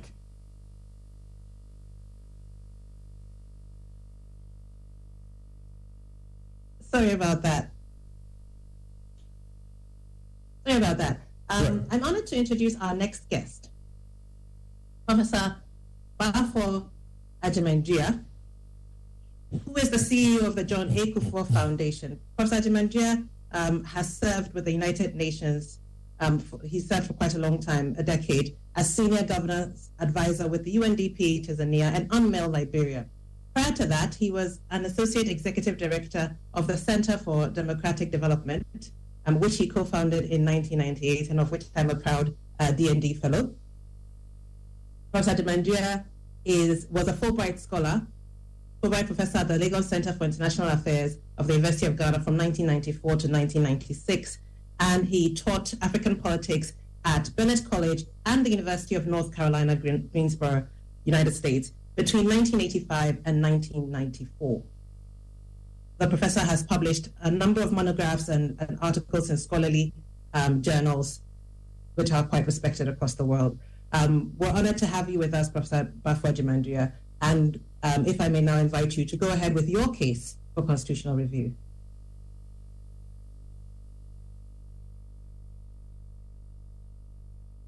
Could we unmute the professor, please? All right, you hear me now? Yes, we Wonderful. do. Yeah. Thanks, Samson, and for having me. I want to begin by paying tribute to those who really helped to produce the 92 Constitution. The Constitution upholds democracy to be the only form of government we should cherish, and has therefore given us a framework that has sustained democratic rule for 30 years.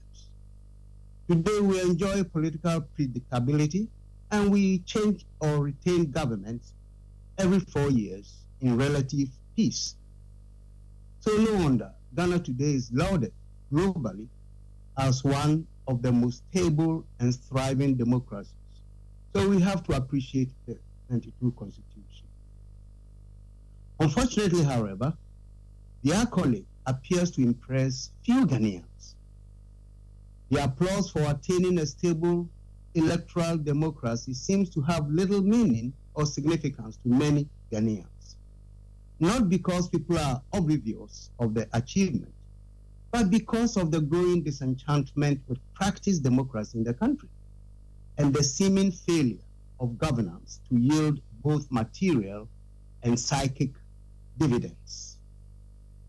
The realization has dawned that elections by themselves do not make successful democracy. The relevance of practiced democracy is the issue at stake. If this key concern, practiced democracy, is real, and I believe it is, then a case should be made for a review of the 92 Constitution, which provides the framework for practiced democracy and governance in the country.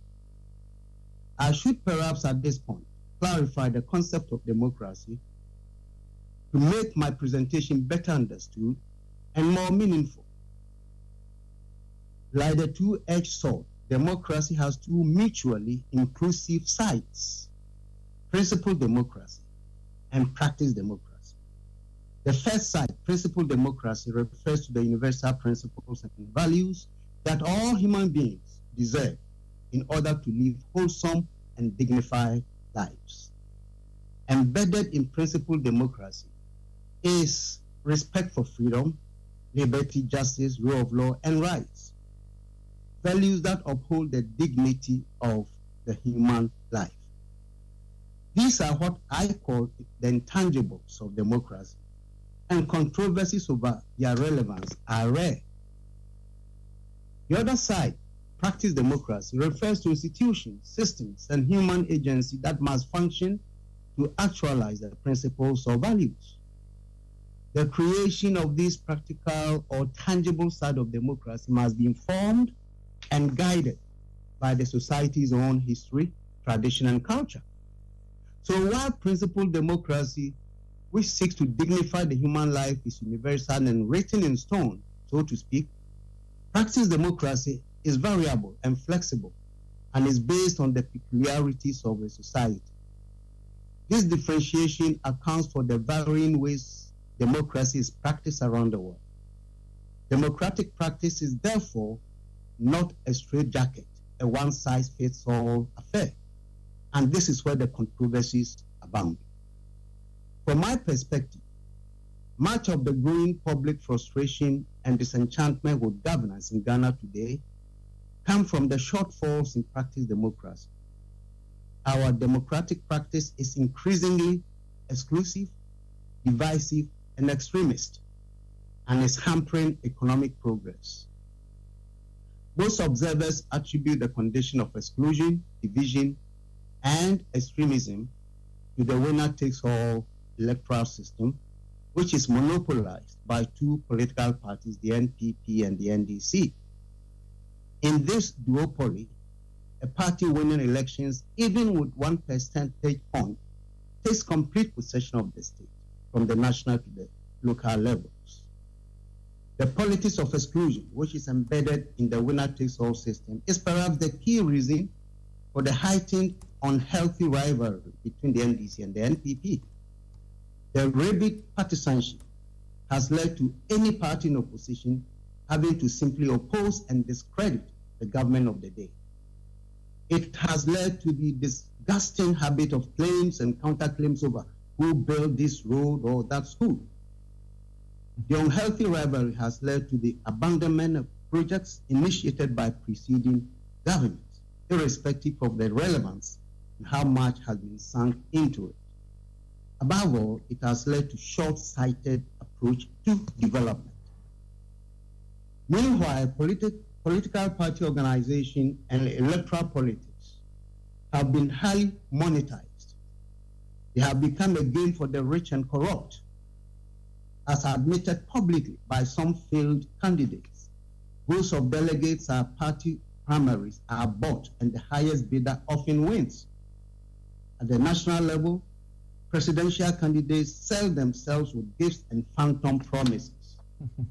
Needless to say, the cost of participation and the embedded corruption in party politics have excluded many individuals with promise, young and old, who otherwise would opt for public service.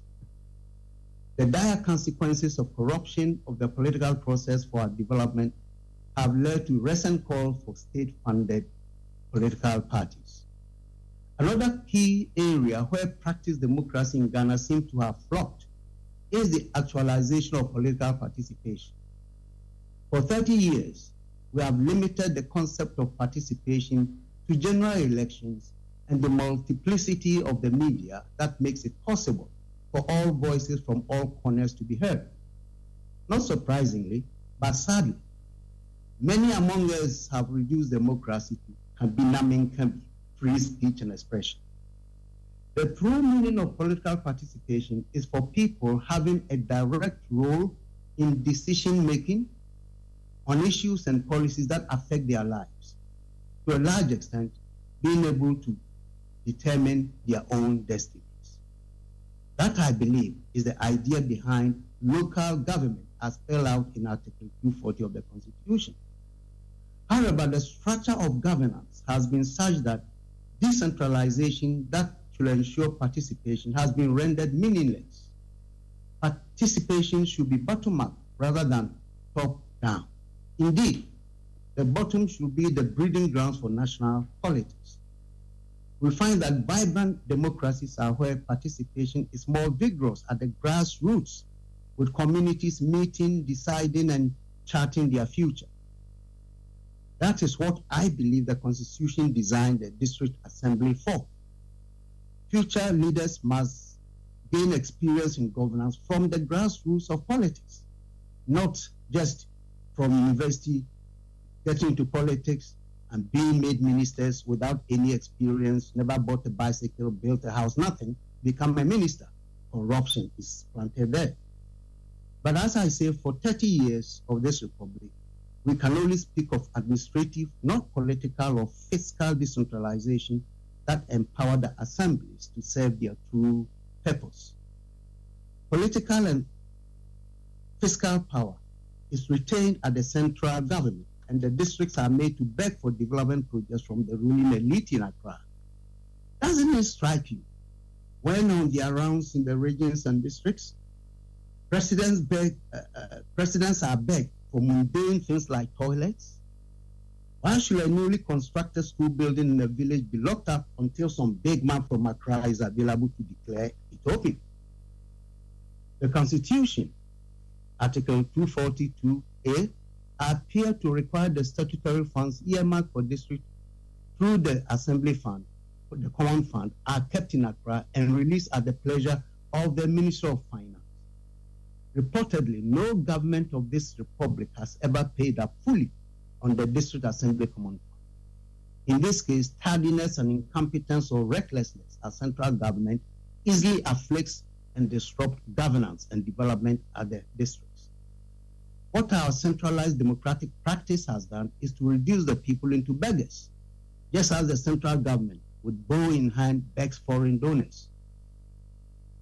Apart from those at the top of the political hierarchy, and mostly centered in the capital city, few Ghanaians have the opportunity to participate, to change their circumstances. Development thinking and initiation emerge mainly from the top, as if those at the bottom are incapable of their own salvation. So constitutional provisions for ensuring transparency and accountability appear weak and shrinking by the day. This is what is leading public officials oftentimes to act recklessly and with impunity in managing the country's resources. Corruption and naked thievery are therefore rampant across the board. Within the context of transparency and accountability is the idea of separation of powers in a democracy. It is to enable each of the three arms of government, the executive, legislature, and judiciary, to stay independent so they can hold each other in check and to account. Yet, the 92 Constitution invests so much power in the executive that the other two institutions seem subdued. The requirement for the president to appoint majority of ministers, as has been said previously, that weakens the latter, that's the legislature, in holding the former in check.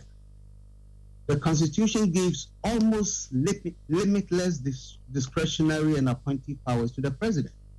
And the power to appoint goes way beyond the cabinet, senior civil servants and heads of state agencies to district assembly members. Even appointment to institutions classified by the Constitution as independent are to be made by the president, who is a partisan. Yet, we expect these bodies to be neutral. So apart from the so-called independent bodies, the Constitution places no limit on numbers and levels to be appointed. This loophole and the discretion to create ministries and agencies at will enables self-aggrandizing presidents to indulge in creating additional positions with or without justification and are mindful of the burden on the taxpayer. Increasingly, presidential appointments have become the means to creating jobs for party members, friends, and family. That is why debates and controversies have emerged in recent times over the number of ministers, Supreme Court justices, directors and CEOs and their deputies of state agencies the president ought to appoint. The latest attempt by Parliament to block the president's ministerial appointments was premised on the popular call for reduction in the size of government. The foregoing cases of constitutional lapses are among the reasons why strong voices have emerged, including mine, for reviewing the 92 Constitution. Despite its beneficence, the Constitution has so many deficits that upend good governance. So we must review it and get it right this time. While appreciating the diligence with which the Constitution was framed, we should also recognize its unique and unhealthy circumstance of birth. He came against the backdrop of 11 years of illiberal and intimidating military rule of the PNDC. And it's the same regime that supervised the framing of the Constitution. The regime indeed resisted change and only yielded when it could no longer stand against the wind of change. The wind included assertive civil society, the donor community, and the global democratic tidal wave unleashed by the collapse of the Soviet Union in the late 1980s. So the Constitution and the transition to liberal democracy in 1993, therefore, cannot be said to have been given on a silver platter or out of the goodness or democratic proclivities of the PNDs. It was rushed, given the circumstance, and therefore it needs critical introspection and debate. So far, 3 schools of thought emerged regarding the debate on constitutional review. The first group of people are called the rejectionists, are people who believe that's not necessary at this time, because they believe the Constitution has served us well. So if it hadn't broken, why fix it? They seem to say. Then there's a second school of thought. That is those who prefer limited reforms or, just tampering with the amendments. They want us to be careful. We should not rush to amend. And I think President Akufo-Addo's comments we saw at the beginning of the program reflects that. Then the third school of thought, those who want comprehensive review, that's a radical view in this context. It's found mostly among young people and civil society groups who are impatient and show extreme frustration with the status quo. They want change, either by reviewing, reforming, or amending it. I understand that constitutions should not be needlessly tampered with. The American Constitution, which is 234 years old, has been amended only 27 times, most recently in 1992, though there have been over 11,000 proposed amendments since it became operational in 1789. However, and this is important, however, we should not miss the reason why the American and other veteran democracies have preserved and avoided unnecessary tampering of their constitutions.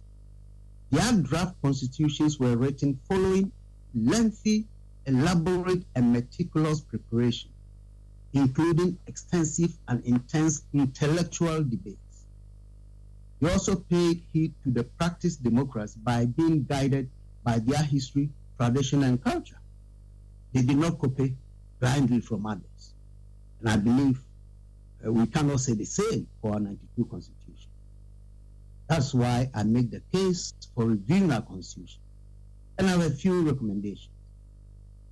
First of all, I think we should advance inclusive politics by introducing proportional representation, a system where parties gain seats in Parliament in proportion to the number of votes that they obtain in elections. And this, I think, will bring more parties into Parliament. It will mitigate the unbridled partnership and the winner takes all syndrome. We should also redefine power distribution between the executive, the legislature, and the judiciary to enhance accountability between governance and structures at the local level. And I think local governance should be enhanced with political and fiscal decentralization so that the assemblies can become the key agencies for community development. We should also think seriously and see a more dynamic role for chiefs at the local level in the districts. Chiefs can be made district assembly presiders so that they can be part and parcel. After all, they own the lands in these areas. Then my biggest takeaway, I should say, let me veer a bit. I think we can even begin to think outside the box. Given the intense rivalries and all these kind of things, why can't we think seriously about a uniting for peace and progress agenda? An interim special constitutional arrangement for a unity or union government. We shouldn't be afraid of the word union because it's been used previously.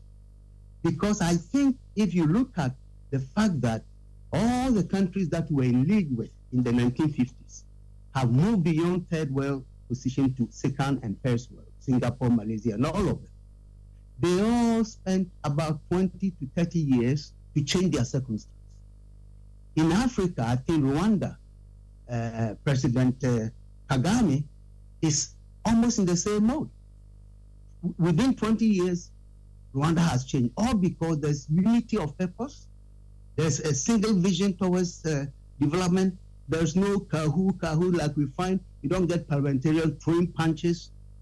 All that, I think we can stop it if we come together declaring, uniting for peace and progress for 20 years, and let's have a focused development. And I think we can see a real change in our country. I think on that note, I will yield. Thank you very much. Spami, what comments would you have about what Professor Bafo Ajmandia has delivered? Yeah, I think that we see the district assemblies coming up in several presentations. Yes. And decentralization seems to be a big thing with us. Since the constitutional process began, we've been talking about decentralization, participation, grassroots, but everybody seems dissatisfied. And personally, I think the district assemblies are currently our most useless expenditure on our budgets, because it is structured to make no impact, to just, it's like fetching water with a sieve. So we really do need to rethink the district assemblies. It's not just a question of electing the DCEs. That is an important part of it, but perhaps we should consider more thoroughly what they've been set up for, how we can achieve those goals, and how we fund them. And that critically will help us make use of it. As Professor said, the chiefs are an important part of our lives. They're not going anywhere. And they have a lot of social capital and a system that, when it's working, works. What we have done, I think, currently is kind of take them out of the system in a way that does not give them accountability for what we do or do not achieve together.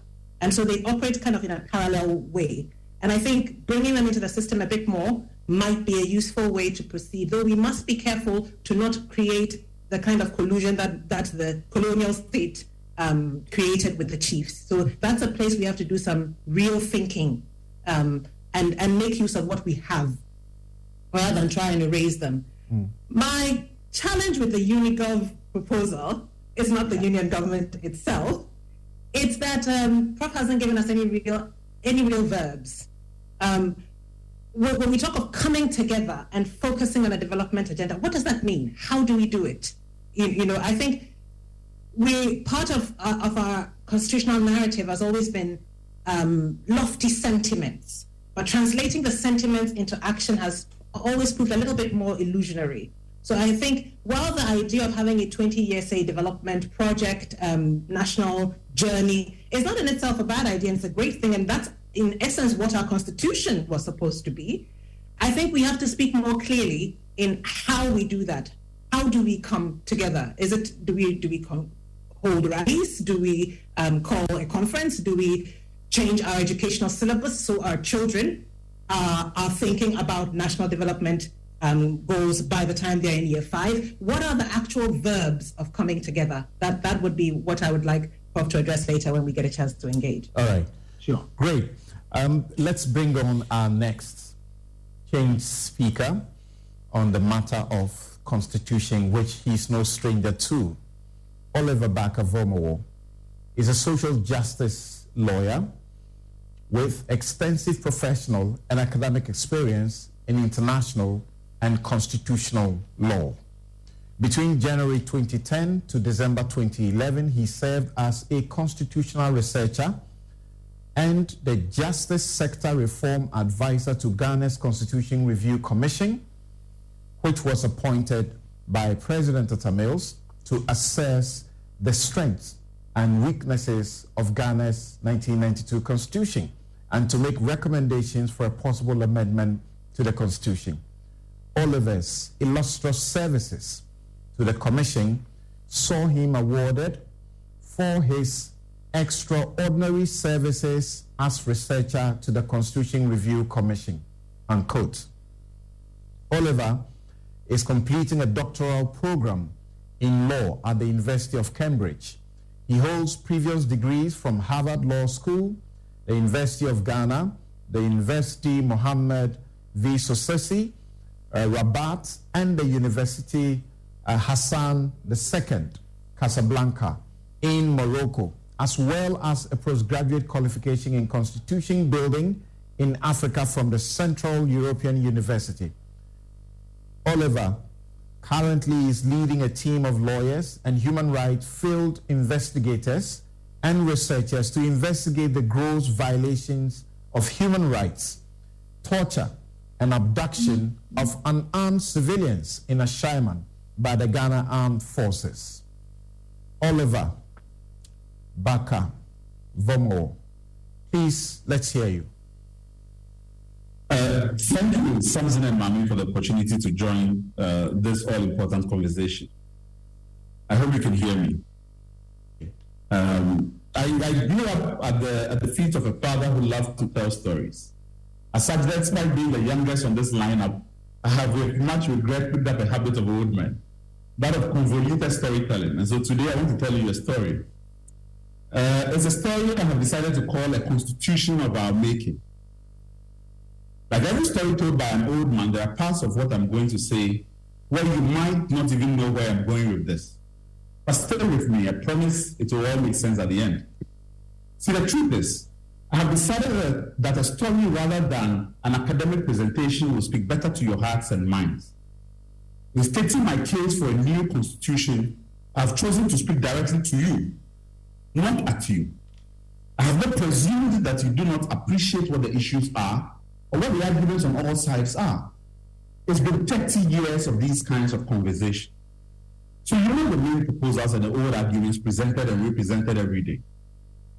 So I tell you this story only to attempt one last plea on behalf of my generation, a generation that lives today on the edges of despair. May you hear us. In 1787, the roots of a new nation were planted far away across the other side of the Atlantic. With the birth of that nation, the United States of America, humans came upon a new idea. It was something they called a constitution. In giving to themselves that constitution, these new Americans broke off the shackles of colonial Britain and made for themselves a rendezvous with destiny, a rendezvous of their own choosing and a constitution of their own making. As Abraham Lincoln would later say of that constitution eloquently, 47 years ago, our fathers brought forth upon this continent a new nation conceived in liberty and dedicated to the proposition that all men are created equal. It has been nearly 245 years since the American Constitution was adopted. 245. But what has America got to do with Ghana? Well, 6 years ago, our founding generation gambled for themselves to a tryst with destiny. As the Union Jack of colonial Britain was being lowered and the flag of our new nation was being hoisted up, our founding fathers also made a bet with the world. They bet that soon a time will come when our people, then and tomorrow, will show the world that the black man was capable of managing his own affairs. They captured the ambition as a desire to build a republic conceived in freedom and justice. And so we made the project of ensuring for all our people freedom and justice our national creed. Yet the project they set in motion was soon disrupted in 1966 and a couple other times until 1992. 31 years ago this month, on 28th April 1991, a little of over 3 million of our people joined queues to adopt for themselves and a coming generation a new constitution. In so doing, they hope that they too have planted firm the roots of liberty, that they had established a framework of government which was capable of securing for themselves and posterity the blessing of liberty, equality of opportunity, and prosperity. The document they gave birth to, PNDC Law 282, or as we prefer to call it, the 1992 Constitution, is 30 years old. Apart from the Liberian Constitution of 1986, ours is the oldest in the West African sub-region. This is no doubt something many deem worth celebrating. And it is. Yet over the past few years, we have had many young people call for a new constitution for a new generation. Their calls for us to contend with the injustices that the 1992 constitution has created have only grown louder and gained more constituency since the idea was first championed by Face the Country, a movement I am proud to be associated with. Why? Because if anything, the 30 years we have given to the 1992 constitution tells you that this is not a rushed decision. It shows you that we have been patient with the 1992 constitution and we have given it enough opportunities to show us the path forward. Time and time, it has failed to deliver to us the blessings of prosperity and equal opportunity. Directly because of it, a select few prosper at the expense of all. Despite this, many continue to genuinely ask, if the American Constitution has survived 245 years and has been amended 27 times, why must we throw our 30 years of our tradition for a new constitution? Why can't we just amend ours too? After all, America is perhaps the greatest country in the world, and we must follow this example of constitutional longevity. Those arguments seem compelling, and in fact compelling to many. But when the story of the American Constitution is told, very often we tell it by glossing over its history.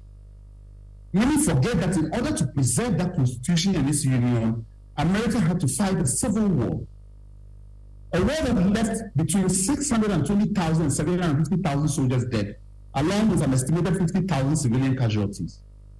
The Civil War, a result of constitutional crisis, is still today the deadliest conflict in American history. The Liberian Constitution is the oldest in West Africa. Liberians have fought 2 civil wars to make their constitution the oldest in the region. Over 200,000 lives lost, over 1 million displaced, and a generation damaged for life over the traumas of those wars. This republic, our republic, does not have a civil war to give. It cannot survive another coup, another revolution, or even an Arab Spring as our president, then a candidate, used to warn us is very imminent. We may not have the incredible lack of fortunes of America to allow our republic to be pushed into a civil war or such an uprising. I assure you, we will not survive it. Now, we cannot be fixated over constitutional longevity to the detriment of how we build a just society together. All constitutions do not produce justice just because they are old. There is nothing more detrimental to nation building than a blind fascination with things considered old and untouchable. If not, we become like the abused wife who is still devoted to his abusive and alcoholic husband because she does not know how to live differently. In fact, in 1980, when Samuel Doe and a small number of soldiers overthrew President William Tolbert in Liberia, they were also overthrowing a constitution that had been in force since 1847. 1847. Let the Liberian example be our guiding post. All constitutions do not stop coups. Only a true democracy that guarantees for its citizens the fruits of justice and the equality of opportunity and prosperity. Here is the truth we are facing. Our constitution, UNDC Law 282, has lost the capacity to generate a framework for justice or to secure for us the blessings of equal opportunity and prosperity. Its soul and spirit have been compromised by a generation of greed and decay. For 30 years, we have, with the complicity of the 1992 Constitution, built a society that thrives on exclusion and violence. A republic where soldiers can walk into and brutalize an entire community because one of them lost his young fool. Where our military, with the blessings of our president and his appointees, descend on the community with the heavy machinery our taxes paid for, to launch, slash, and win over 2,000 people in Ashama because one of their own had been killed by thieves. And when they are done, they go to national TV in front of an impotent president and demoralize people.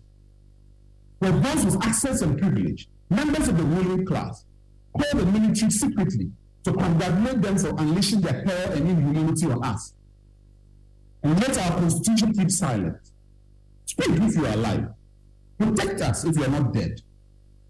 When those charged with giving life to a constitution can look the other way, as so many of our people hunger and die without any sense of obligation or shame, when Ghanaians are killed at will and randomly with impunity from Ejura to Techiman, when our existence as citizens is only tolerated by a political class that has not yet found a way to enrich themselves by getting rid of us, where our cry for the freedom and justice our fathers promised us is mocked, how dare you tell me that this is a constitutional democracy?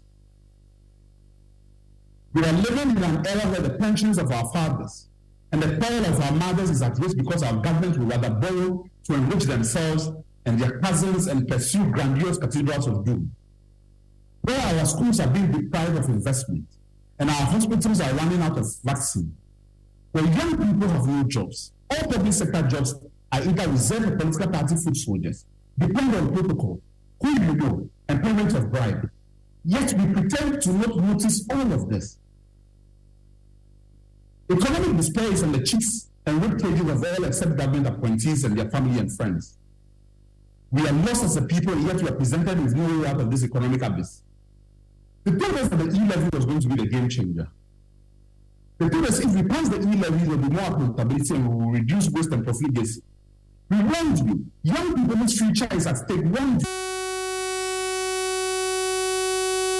E-levy, I was arrested to be staying for 35 days. They passed it. Then they added more ministers to their government. Complicit as always, our parliament passed that too.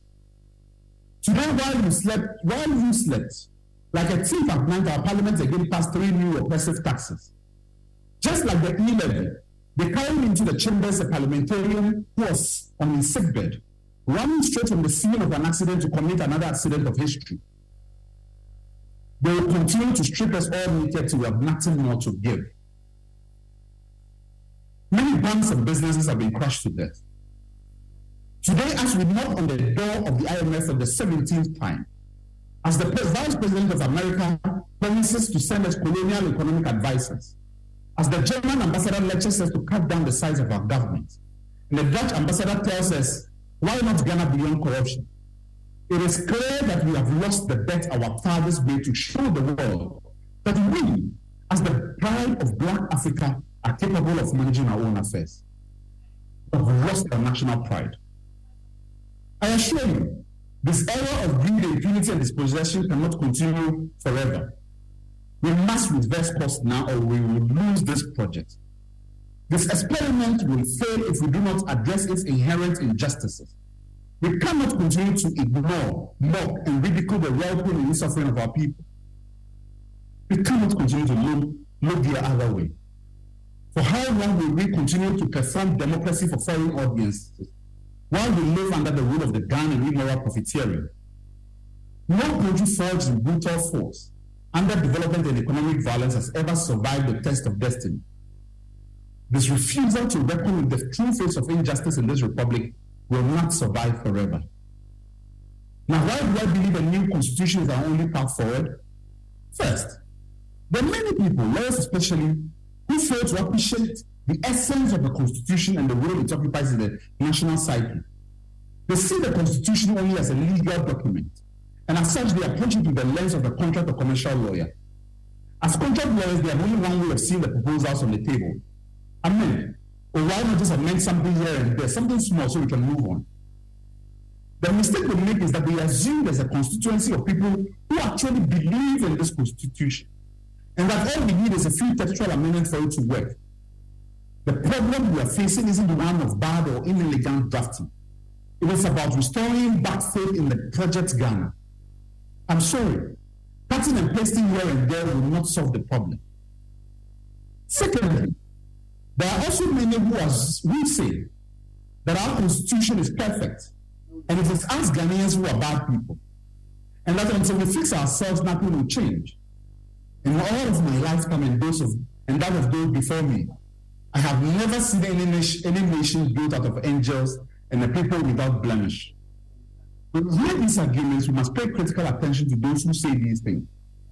Because among that crowd are also people whose palm kernels have been cracked by the benevolence of the drafting that this era has enabled. They have made themselves rich from the profligacy of this era of greed.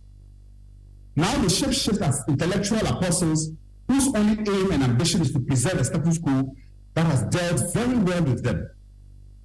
They speak as apostles of an age of disbelief. It is part of a long game designed to blame you, demoralize you in order for you to accept your circumstances. They never present you with a true and concrete plan for fixing bad Ghanaians.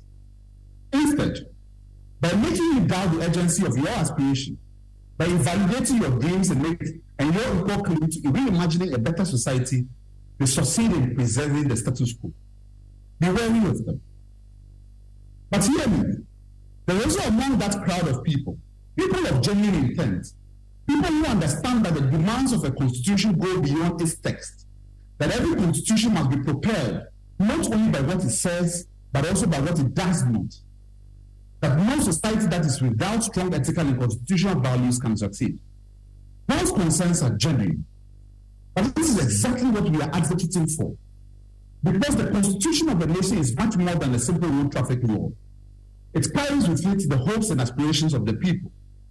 And when we have lost belief and hope, when we are no longer compelled by the moral authority of that document, the constitution has lost its raison d'etre. It will forever mean very little to the executive that swears an oath to uphold it, and to the judiciary that is called upon to interpret it, yet undermines it at every opportunity. When we call for a new constitution, we are calling for something much more than a gathering of a few lawyers, a few Article 71 office holders, and a few friends of the regime who will huddle in the Tempesti conference room to produce for us another document without a soul. No. A new constitution is a process, not an event. It is an opportunity to rebuild our society's belief and desire for change from the ground up. We must knock on every door. We must engage every citizen, and we must implant in all of us a new belief for change. Unless we can ground the passion for a just society in the hearts and minds of people across this country, unless people accept with joy and desire this mandate to build from all of us a constitution of our own making, unless people understand that the new constitution of our own making is in fact an invitation to rebuild the moral compass of this nation, we will fail. No amendments to the 1992 Constitution, be it written in Hebrew, Aramaic, or Arabic, can wake up a consciousness and a sense of belief that is dead and gone.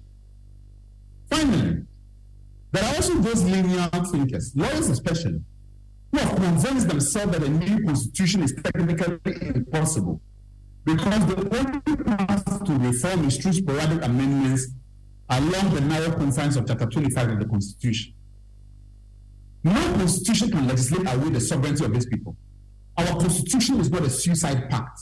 It can be changed by the very people who created it. That is what the recognition of the sovereignty of our people means. Even narrowly, we are not the first country to contemplate constitutional change in the face of a constitution that makes no provision for its renewal. From Kenya through Barbados to Chile, these conflicts have been resolved to recognize the enduring and permanent sovereignty of the people over their own constitution. See, the truth is, when I speak of a constitution of our making, I do so knowing that what I am proposing has never been tried before. Our people have never truly made a truly free constitution before. In 1957, our constitution was given to us by the British Parliament.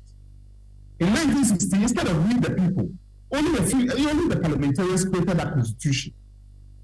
In 1969, 1979, and 1992, some selected representatives of people were made to negotiate for a new constitution under the hostage of the NLC, the AFRC, and the PNDC. We have never, as the people of Ghana, made for ourselves a constitution. Never in the time of a democracy have we as a people been called upon to join hands in reimagining and rebuilding our country. This is the time. We cannot view this call for a new constitution as some pet project where we assemble a few lawyers and friends of the Article 71 class to go and write somewhere. No, the stakes are too high. True constitution making goes beyond that.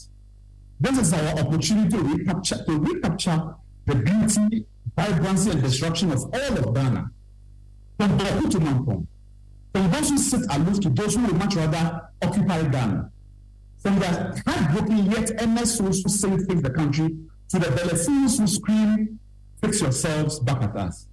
We must speak to everyone.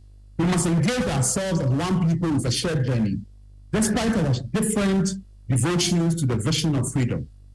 We must give our people a reason to dream again. We must release for them a vision of a Ghana that is possible, a Ghana that is daring. Give us back the Ghana that our fathers and mothers yearned for. Give us back the pride of belief in the possibility that Ghana is the greatest country in the whole world. Let us rediscover together our shared humanity, our shared values, and willingness to yearn for freedom. Together, through a constitution of our own making. Togoye. Thank you. You timed yourself. Thank you very much. But is this constitution dead in its soul? What would be your brief comment, Dr. Mame Mensah-Bonsu, before we take a break and return to our next guest, Ace Anan Ankuma? Let me start by saying, wow, Oliver. That was a very powerful speech. And many of the themes that you draw out resonate with a lot of the things that other people have said, and some of the things that I'm personally very passionate about. I'm going to draw out the lines I see between what you were saying and what Brigitte was saying, for instance, that we talk about the peaceful transfer of power and the number of elections, but not the impact of the Constitution on the lives of citizens. And that is the true measure, really, of any Constitution's achievements. And as one of those who have several times mentioned the age of the Constitution, I should point out that there are those who value that which is old for being old's sake. But when I talk about the age of the Constitution, what I am celebrating is the length of time in which we have not lived under a gun, and what that does for you as a people. I tell the story quite frequently of when I was 6 and I sat on a soldier's lap in a bus, and I was petrified. He asked me to see, the bus was full, and as they did then, they would hop onto the bus and take somebody's seat. And this soldier let me sit on him when he took my seat. And it was a school bus, so he had no business on it in the first place. But when I sat on his lap, I was petrified.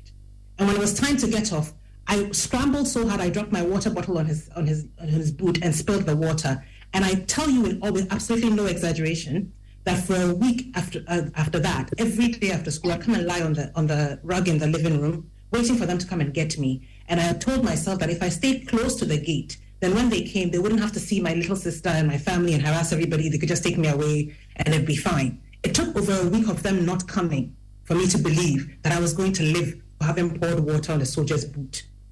That is what I celebrate when I celebrate that we have had a constitution for 30 years. So on the one hand, age itself is not a blessing. But on the other, the fact that we have come far enough to stand here on this show and talk about this, not worrying that we'll be picked up after this program, that's something we ought not to let get lost in the conversation. Nevertheless, the Constitution's impact on the socioeconomic futures of the majority of the country has not been what we hoped it would be. And it is not right to forget that or overlook that. And the thing that Oliver says that I think is really important for us to keep in mind is that a constitution making is a process. And for me, the problem and the import of that is to say that we have the journey to undertake. So to call for a new constitution is not to say out with this one right now, because in the interim, something must function. If we do that, we will let the soldiers back in. Already they're creeping into what we consider a constitutional democracy. We see signs of it. I saw a story of the police and the army clashing at Makola. That is not a story that belongs in a constitutional state.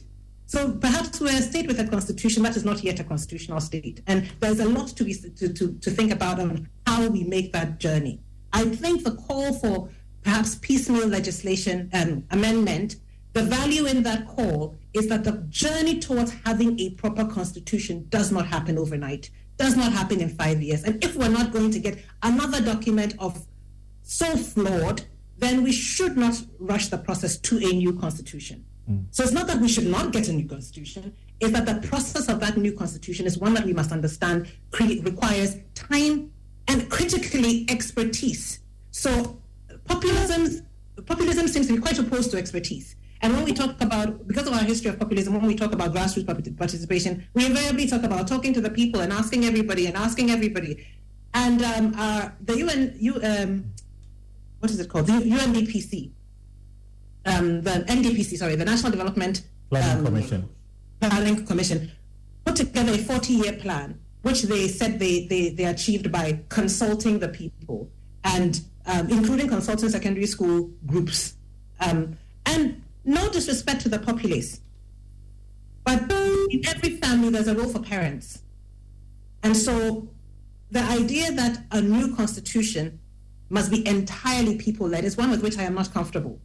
Because if you look at the representatives who put together this constitution, they were more non-legal experts than legal experts. Not to say the legal experts must dominate, but I think that there's a place for expertise that doesn't come out clearly in much of the discussion, because we don't want to end up with another constitution with too many provisions, another constitution that gives with one hand and takes out with the other. And so the constitution making process must take time, must happen, we must involve people, and people must care when they say that they are Ghanaian, that it means something, and that is absolutely true. All right. In the meantime, while we're doing that, we must ask what is getting in our way now.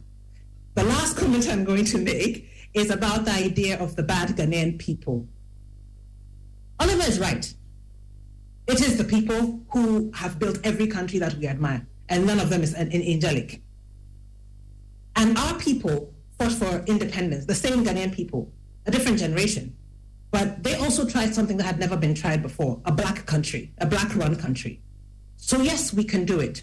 But let us have no doubt about the fact that we are to blame for some of the things that we live with because we do not ask for more from our leaders. For instance, why do our parliamentarians have secret votes? We have elected people to go and represent us, and they have the power to not tell us how they use that power. And they have secret votes.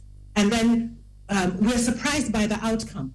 And we complain that we have now allowed the president to enlarge his government after we've complained about the size of his government. But we allowed our MPs to vote in secret. And when you put the public interest out in the open and the private interest in your heart, and then you're allowed to vote in a way that protects what is in your heart, what will happen is what is in your heart will win. Right. And so our problems of false narratives about the good people of other places, but there are true issues of institutional incentives that we use to create bad peoples in our society. All right.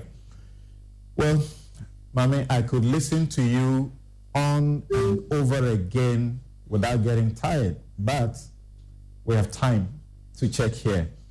Professor Ajman Bafo Ajman Dua and the others, for example, believe that Ghana's 1992 constitution was rushed. Chairman Sabonsu believes the same thing, and that things have to change because it was made because we're afraid that the dictator will not agree if we didn't give him enough power to appoint over 5,000 people into public service. We take a break here. When we return, Dr. Mame Abena Sabonsu will introduce our next speaker. Get ready for that.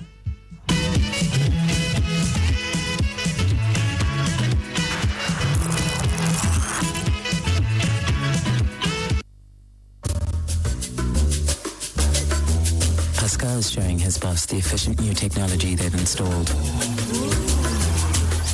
She is pleased, but now she's asking, why is that still there? Pascal explains that he hired a security goat to protect the data shed. The boss is not so pleased anymore. If you haven't upgraded to cloud storage yet, it's time to get business done better with MTN. For decades, we have helped businesses connect with their trade partners all over the globe. From Ghana to Burkina Faso, Cote d'Ivoire, Benin, Togo, Senegal, China, Morocco, France, Netherlands, and many other countries. We have made it possible to bring Ghana to the world. We have brought small and medium businesses closer to their customers across the regions in Ghana with our SME support facilities. We have brought relief and smiles to the faces of families with our employee personal loans. With our cutting-edge technology and digital support, we take the burden of complex thinking off you, making life simple. That is who we are, as close as a partner. Bank of Africa. We are indeed the African bank with the global reach.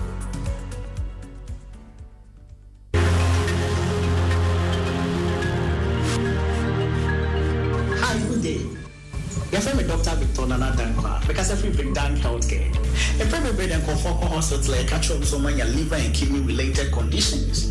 Obi one more your fatty liver. Obi one your catch so when your hydronephrosis. Obi one more your catch so when your pyelonephritis, which is inflammation of the kidney. Obi one more your catch so the kidney issue so be a big now. Obi one more your send the creatinine and I send the JFR. And until we so how now sit to me tatai. I feel don't send me an atom. Johnson now be Johnson, only was a phone be about training. Kawakuma to him. And until now, they done healthcare. Yamba say, you did not alternative way so ever so. So over Big Danka, it was serene environment with ultra modern facilities. As I was showing you, there was Painters, Coca-Cola Runabout, close to Fidelity Bank, Stanchart Ichironuma.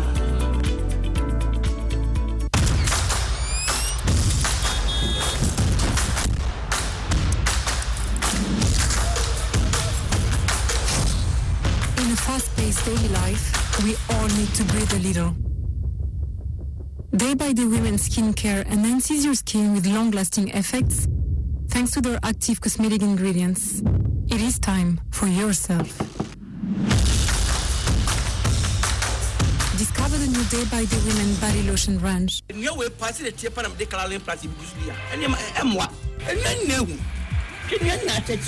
With them, they are DSU. As I can introduce DBS Lifestyle Gauge Trusses amount. They say, baby, I say, Yama minimum the day. And you know, you dance. And no crow. No, send a near Benina and your papa. Sa DBS Lifestyle Gauge Trusses. Yet the computer not generated. Into Edna didn't go straight. And the piece of air not guilty. They want to mean the enemy. And good answer, I feel we need to. More musicians saw that. More music factories. And I said, that is Biano. Me recommend DBS Trust. DBS Trust. We need to. Hello CEOs, are you ready? The 7th Ghana CEO Summit and Expo is here. The foremost business conference for over 500 topmost CEOs, heads of state, business leaders and ambassadors to be held on the 22nd of May 2023 at the Kempinski Hotel on the theme Economic Sovereignty, Sustainability and Digital Industrial Transformation, New Path for Growth and Prosperity. This impactful summit has attracted over 2,000 high-level dignitaries, including His Excellencies President Nana Addo Dankwa Akufo-Addo, Vice President Dr. Mahmoud Bawumia, and ex-President John Mahama. Be enlightened with actionable perspectives, CEO performance strategies, strategic insights on the latest business trends through CEO masterclasses, plenaries, keynote, expert insights, and CEO LP networking sessions. Register to participate at GhanaCEOSummit.com. For inquiries, call 0546-391970 or 0244-687222. The Ghana CEO Summit and Expo is powered by Ghana CEO Network in partnership with Deloitte, Ministry of Public Enterprises, GIPC, SIGA, and the Multimedia Group. T's and C's apply.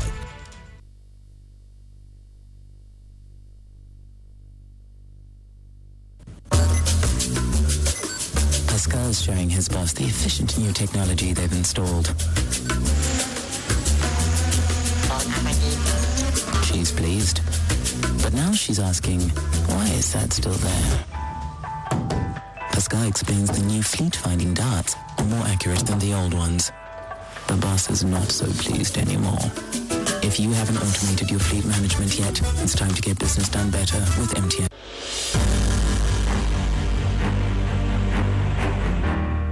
My name is C. I'm a person living with HIV. I got to know of my HIV status when I became pregnant. Since then, I I have successfully been delivered of an HIV negative baby. Thanks to PMTCT services. I follow the guidelines and take my HIV medicine, core ARVs, every day to date. This makes me strong, healthy, and prevents me from passing HIV onto my baby. Please avail yourself of PMTCT services when pregnant. It is the only way to ensure that you do not transmit HIV onto your baby during pregnancy, birth, and breastfeeding. Even if you have tested for HIV recently and was negative, test again when pregnant. If you test positive, take the baby back to the hospital immediately after birth, as directed by your healthcare provider. The baby will also be given medicine immediately after birth and tested to ensure that both mother and baby are well. Let's work together to have a generation free of HIV. Our children must be free to shine.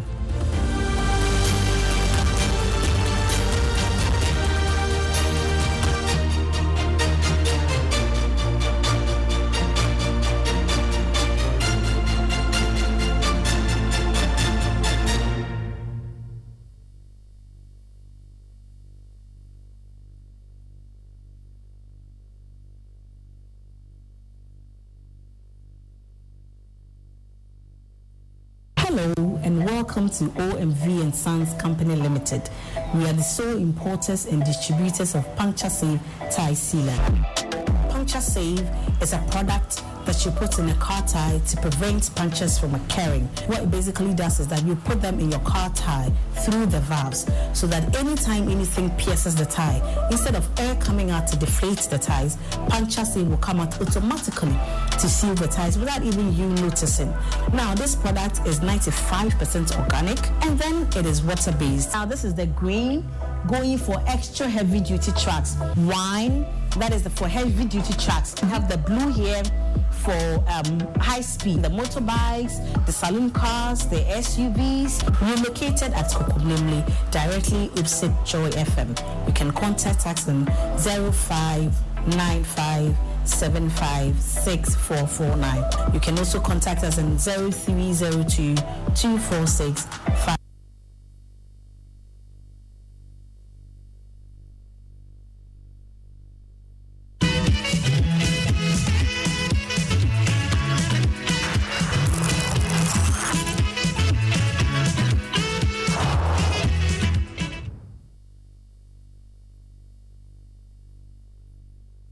You're welcome back, and I need to remind you that you can just drop by the front office of Joy FM right here. If you are driving past, just stop and enter and ask for a copy of the Constitution.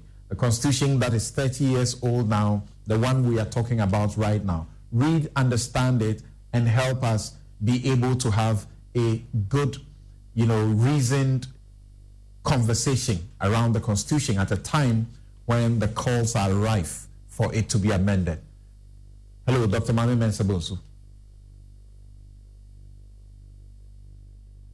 Happy to introduce our next guest, Mr. Ace Ananankoma, a very senior lawyer of 30 years plus standing.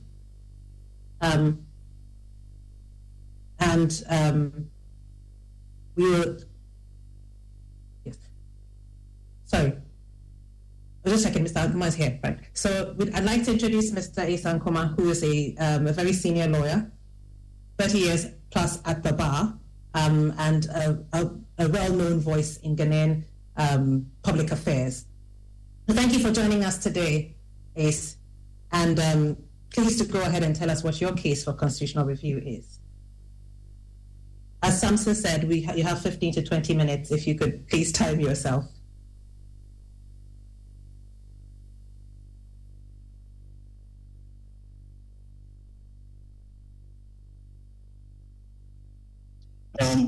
Thanks for having me. Thanks for this pandemic. because I talk for a living, when it's my time, just mute me. By all means, let's amend the Constitution. After 3 decades of the Constitution, it certainly is time to take another look at it. You're right, my entry into the legal profession coincided with the coming into force of this Constitution. So there's a sense in which my entire legal career has been tied down to this Constitution.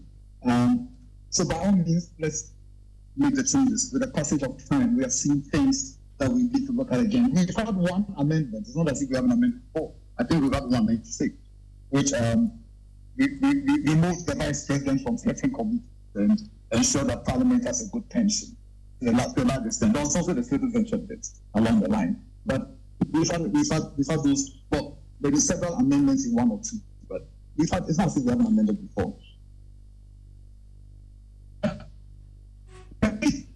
To bring again the tide. I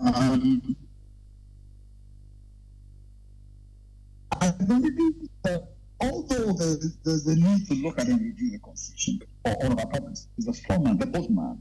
Everything that we have failed or refused or neglected to do is blamed on the Constitution.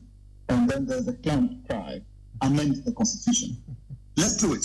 Some can be amended rather easily, but quite difficultly. Two-thirds majority of Parliament for the non-entrenched clause. We saw one spectacularly fail a couple of years ago because we are so polarized that no party wants the other one to be the one to take the credit for a constitutional amendment. Then we have to do the non-entrenched provisions.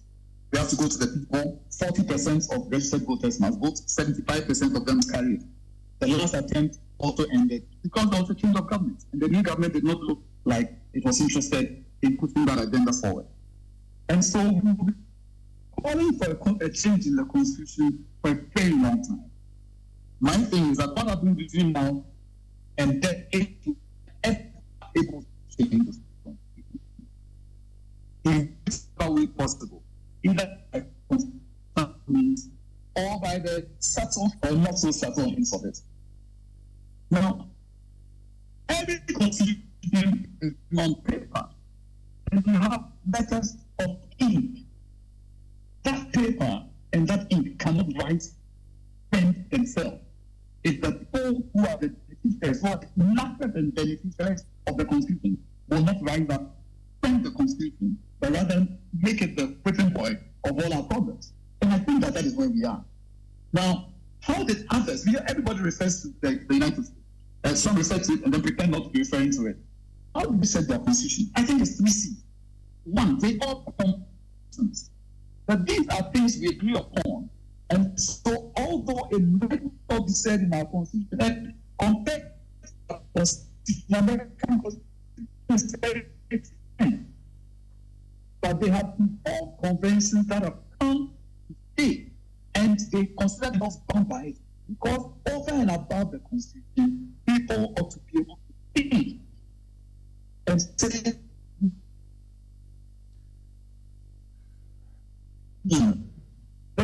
The third one is that they have used challenges. Literally, almost every part of that Constitution has been tested in court. Literally. And so, when they are not clear, where the Constitution and Congress are not step in or will not step in, have gone to court and challenged it. And through that, they have informed constitutional principles, some of which we have adopted in our Constitution.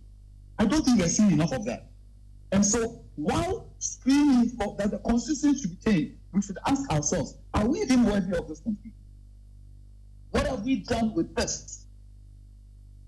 Where we are changing the Constitution and defying it and calling ourselves man. And when we are defied, we have more provisions to defy and not follow.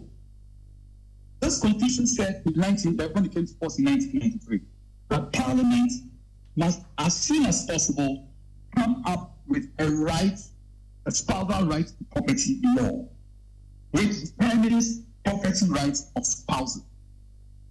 It's been 30 years, nothing apart from the few droplets we put in the Land Act. Parliament has failed or refused or neglected to vote. And we want to amend the Constitution to say what? We can't hold Parliament responsible for the duty that the Constitution has given to it. And the other one, for 1815, that Parliament must modify the loan regime which is applicable to international business and economic transactions. The Supreme Court has been begging Parliament to do it. So now that Parliament has refused to step to the plate, we have a system where we have legislation by the accident of litigation. So if somebody goes to court raise the point, then the Supreme Court will literally make the law that Parliament is supposed to make. And we are not insisting on this. Nobody is insisting that these constitutional provisions be followed by Parliament. And we want amendments. We talk about the president being too powerful. I agree. We need to take some power, especially the power of appointments, some of it from the president. But wait a second. In 1969, under the leadership and guidance of Akufo-Addo the Elder, the one who became the ceremonial president, we decided that the previous presidency was indeed too powerful. So we made sure that we provided language that insulated the judiciary from executive influence, that the judiciary shall not be subject to the control or direction of any other person. Then we decided that there are, having separated powers, there are certain functions that we don't want to be under executive influence. For example, the election function, the auditing function, the role of the press. And so we created constitutionally independent bodies who, although were appointed at the time by the ceremonial president, were given the same quality of independence as the judiciary, shall not be subject to the direction and control of any other person or authority. What have we seen? The president appoints, and for the longest time, is able to exert influence. I ask a question. Can the president order the Chief Justice to go on if the Chief Justice hasn't gone on? If the president cannot, then the president cannot order the EC force or the Auditor General to go on leave. It's as simple as that. Now, if we will not fight to protect the few ring-fenced institutions from executive control, we are asking for more power to take it, so we will allow them to be influenced as well. We must sit down and have introspection. How have we been faithful to this document that we once changed? If we have not been able to protect it, whatever we do, we will not protect it. It will just be another nice written piece of paper, and we will expect the ink to rise up in the alphabet to paint themselves. And so I'm saying that between now and whenever we are able to, we must begin to have our own change, where we are rising up as we make. If the electoral bodies and the auditing bodies and the judicial body are not complying with the law, the Constitution provides how that should be done. Let me put the one. Gerrymandering is the delight of the EU that we like to refer to, where literally through political redistricting, we cannot change the Constitution, the constituency increases, etc., they are able to determine the state of elections. Our Constitution looked at it and said that the executive and the legislature have no role in the creation of constituencies. That is limited to the Electoral Commission. And the Constitution gives guidelines, even time specifications on when that could happen. But what have we seen happen? The political class then sat down and Did Ace's line break? Is Ace offline?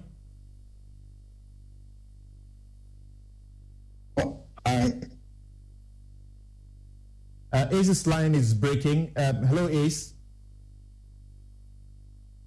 Hello. I think I went offline briefly. Yes, Ace. You were making a very significant point on what the Constitution says about the EC and why the political parties don't have a role in delimiting constitutions. And then your line broke. Thank you very much. Thank you very much. I was saying that the political process of the land has not